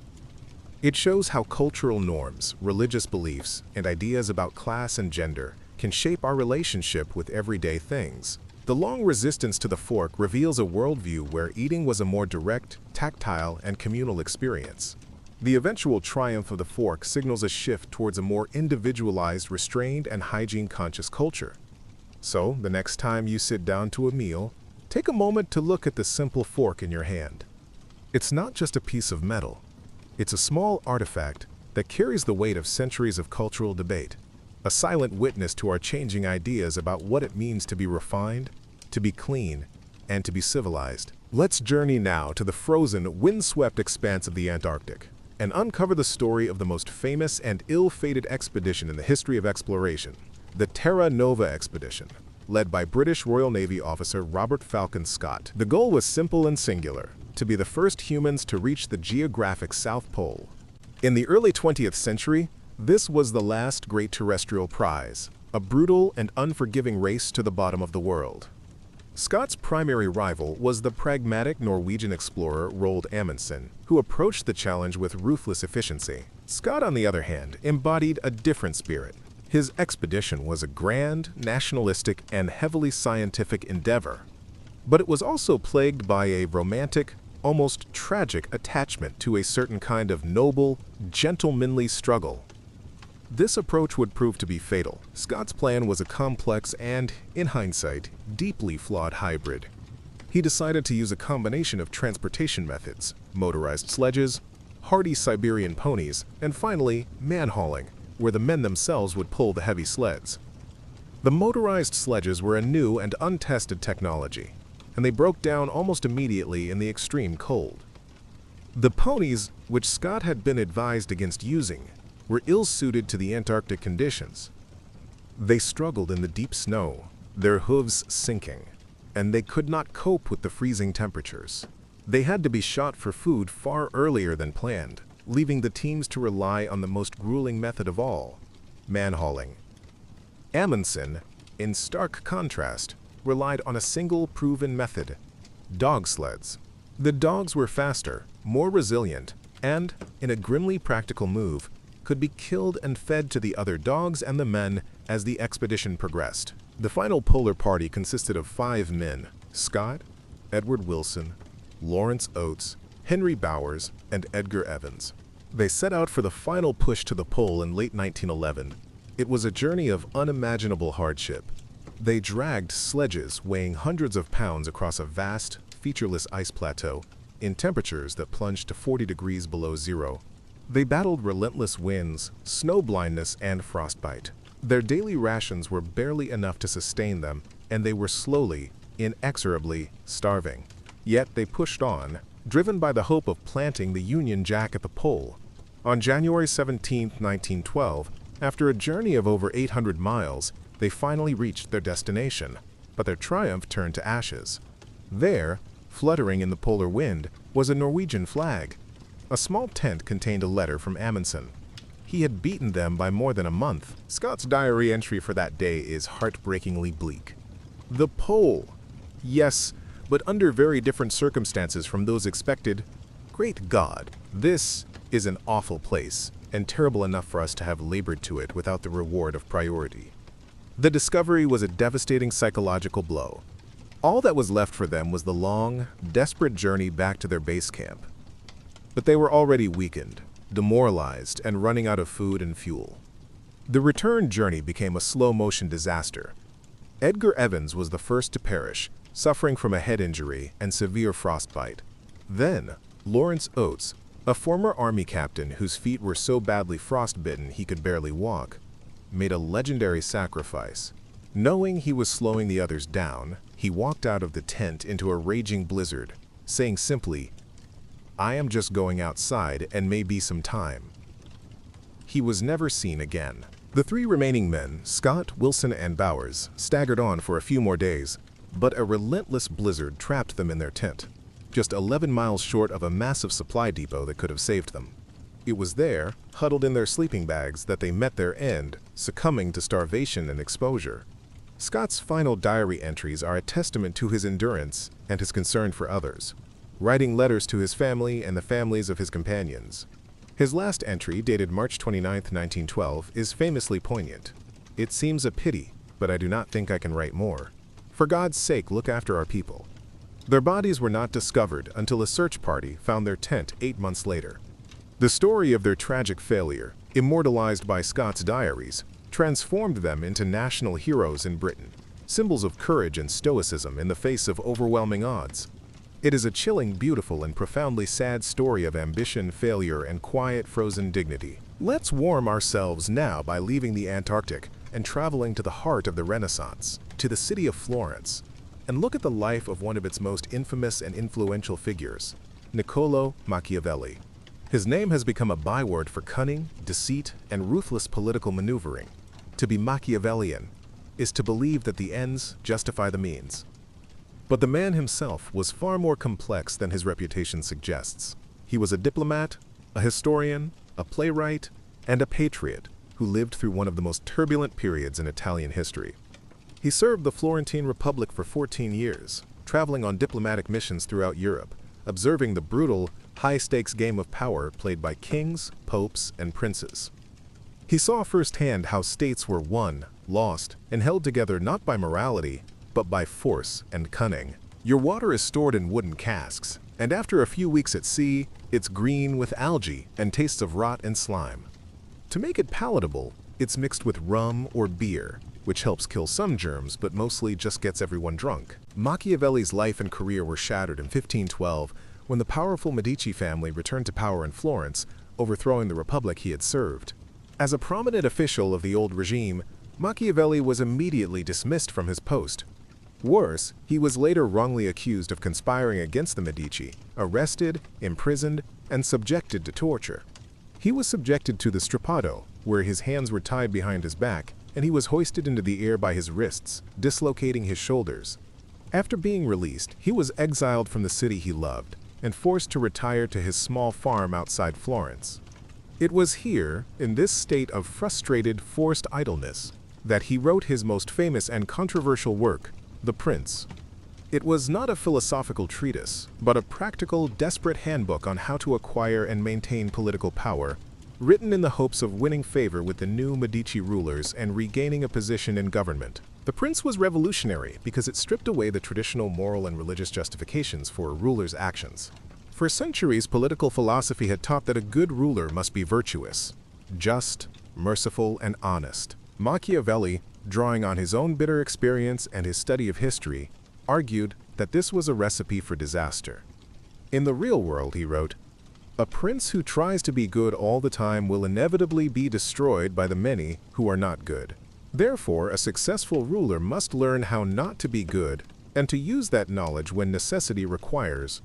He famously asks whether it is better for a prince to be loved or feared.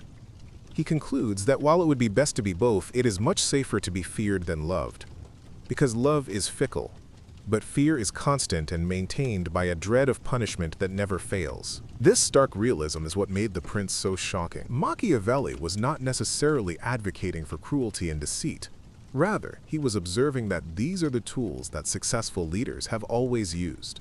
He distinguishes between cruelty used well and cruelty used badly. Well-used cruelty is decisive, swift, and applied only when necessary to secure the state, after which it is not repeated. Badly used cruelty is hesitant, grows over time, and creates constant fear and instability. He praised the ruthless efficiency of figures like Cesare Borgia, who used violence and deception to unify a state as models of effective leadership. He was, in essence, the first political scientist, analyzing politics as it actually is, not as it ought to be. He was describing the brutal mechanics of power, free from the comforting illusions of morality. Machiavelli never regained the political influence he craved. The Medici accepted the dedication of the prince, but never offered him a significant post. The book itself was not published until after his death and was quickly condemned by the church and placed on its index of forbidden books.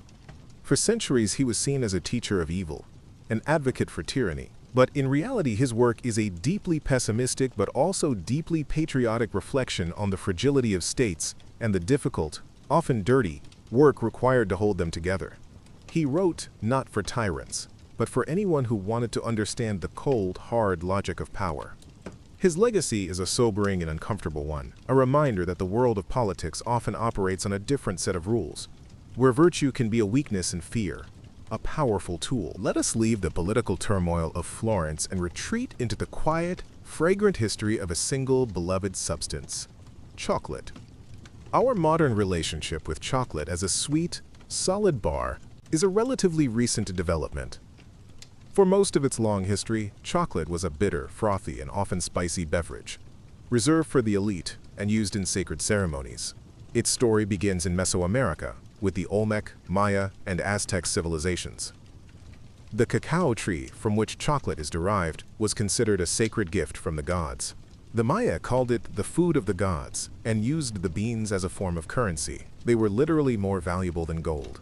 They would grind the roasted beans into a paste, mix it with water, chili peppers, cornmeal, and other spices, and then pour it from one vessel to another to create a thick, bitter foam. This drink was a central part of religious rituals and social ceremony. Chocolate arrived in Europe in the 16th century, brought back by Spanish conquistadors like Hernán Cortés after their conquest of the Aztec Empire.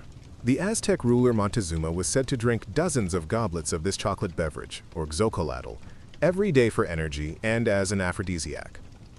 At first, the Spanish found the bitter, spicy drink unpalatable, but they soon began to adapt it to their own tastes, experimenting by adding sugar, cinnamon, and other sweeteners to counteract the bitterness.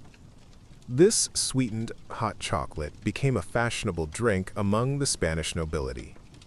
For a long time, Spain managed to keep the secret of cacao processing to themselves, and it became a lucrative monopoly. The drink was seen as a luxurious and exotic status symbol, enjoyed in private by the wealthy and powerful. By the 17th century, the secret was out, and chocolate houses began to pop up in other European capitals, like London, Paris, and Amsterdam. These chocolate houses were sophisticated and exclusive social hubs, similar to coffee houses, but often catering to a more aristocratic clientele. Here, the wealthy elite would gather to drink chocolate, gamble, conduct business, and discuss politics and philosophy. The chocolate they drank was still a far cry from modern hot cocoa. It was thick, often gritty, and very expensive. It was also believed to have a wide range of medicinal properties, prescribed by doctors as a cure for everything from depression to indigestion. The association of chocolate with luxury, indulgence, and sophisticated society was firmly established during this period.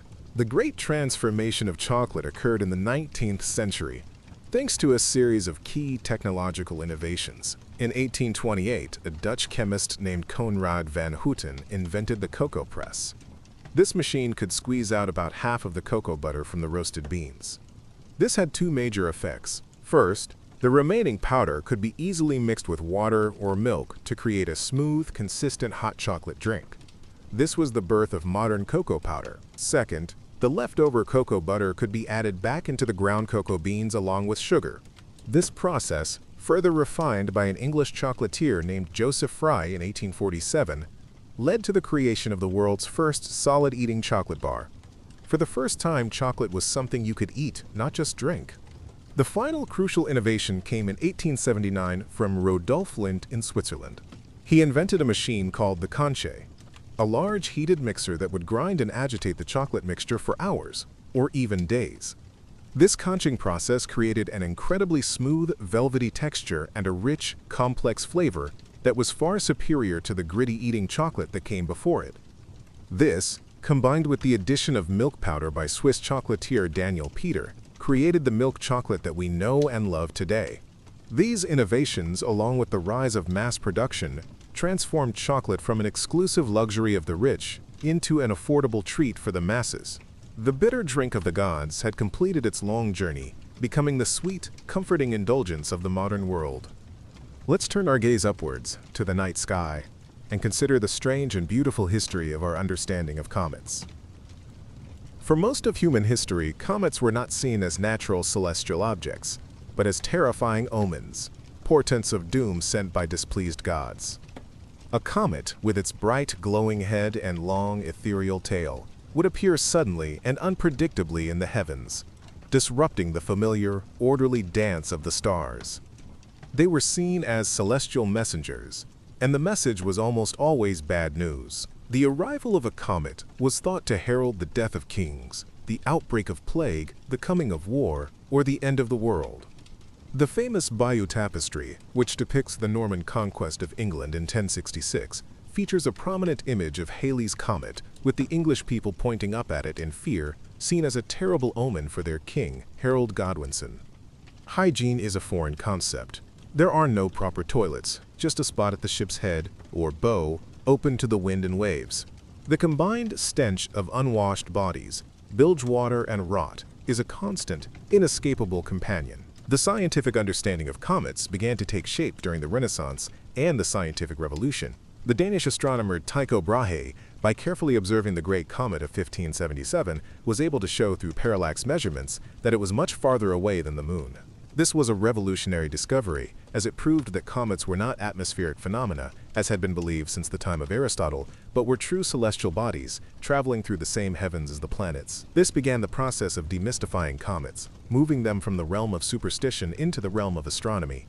They were no longer divine warnings, but natural objects that could be studied and understood. The key figure in transforming our understanding of comets was the English astronomer Edmund Halley. A close friend and supporter of Isaac Newton, Halley used Newton's newly formulated laws of gravity and motion to study the orbits of comets. He collected historical records of 24 different comet sightings and began to calculate their paths. He noticed a remarkable similarity in the orbits of the comets that had appeared in 1531, 1607, and his own recent observation in 1682. He hypothesized that these were not three different comets, but a single comet, trapped in a long elliptical orbit around the Sun, returning approximately every 76 years. In a bold scientific prediction, he published his findings in 1705 and foretold that the comet would return again in late 1758. Halley died in 1742, long before he could see if his prediction would come true. But as the year 1758 approached, astronomers all over Europe eagerly scanned the skies. On Christmas Day of that year, a German amateur astronomer named Johann Pulitsch was the first to spot it. The comet had returned, right on schedule, just as Halley had predicted. It was a stunning triumph for Newtonian physics and the power of the scientific method. It proved that comets were not unpredictable omens, but regular, predictable members of our solar system, bound by the same physical laws as the planets. In honor of his incredible achievement, the comet was named after him. Halley's comet became a symbol not of doom, but of human intellect and our ability to comprehend the vast clockwork machinery of the cosmos. Our modern understanding of comets is even more fascinating. We now know they are essentially dirty snowballs, ancient relics from the formation of the solar system, composed of ice, dust, and rock. They spend most of their lives in the frigid outer reaches of the solar system, in the Kuiper belt, or the Oort cloud. When their orbit brings them close to the Sun, the solar radiation heats the nucleus, causing the ice to sublify, turn directly into gas. This gas, along with the dust it carries with it, creates the glowing coma, the head, and the long, beautiful tails that can stretch for millions of miles across the sky. They are time capsules, carrying the primordial material from which the Earth and other planets were formed, offering us a direct glimpse into our own origins. The fear has been replaced by a deep, scientific wonder. Let us leave the cold reaches of space and return to Earth, to the warm, vibrant, and chaotic streets of Pompeii. The story of Pompeii is one of life interrupted, a perfectly preserved snapshot of a Roman city frozen in time. Located near modern-day Naples, Pompeii was a bustling and prosperous city in the 1st century CE. It was a resort town for wealthy Romans, a commercial hub with a diverse population of merchants, artisans, and slaves. Life there was noisy, colorful, and thoroughly ordinary. People went to the market, gossiped in the public baths, enjoyed plays at the theater, and cheered on gladiators in the amphitheater.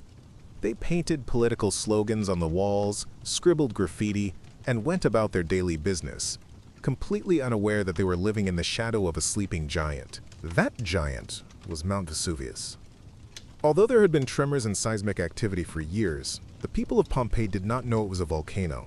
They had no word for it. They believed it was just a mountain.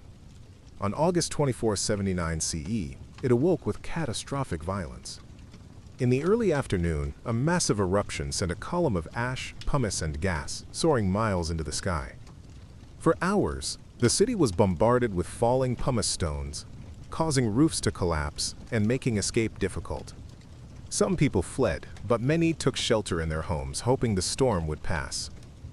They did not understand the true nature of the danger they were in. This was not just an ash fall. It was the prelude to something far more terrifying. The truly deadly phase of the eruption came in the form of pyroclastic surges.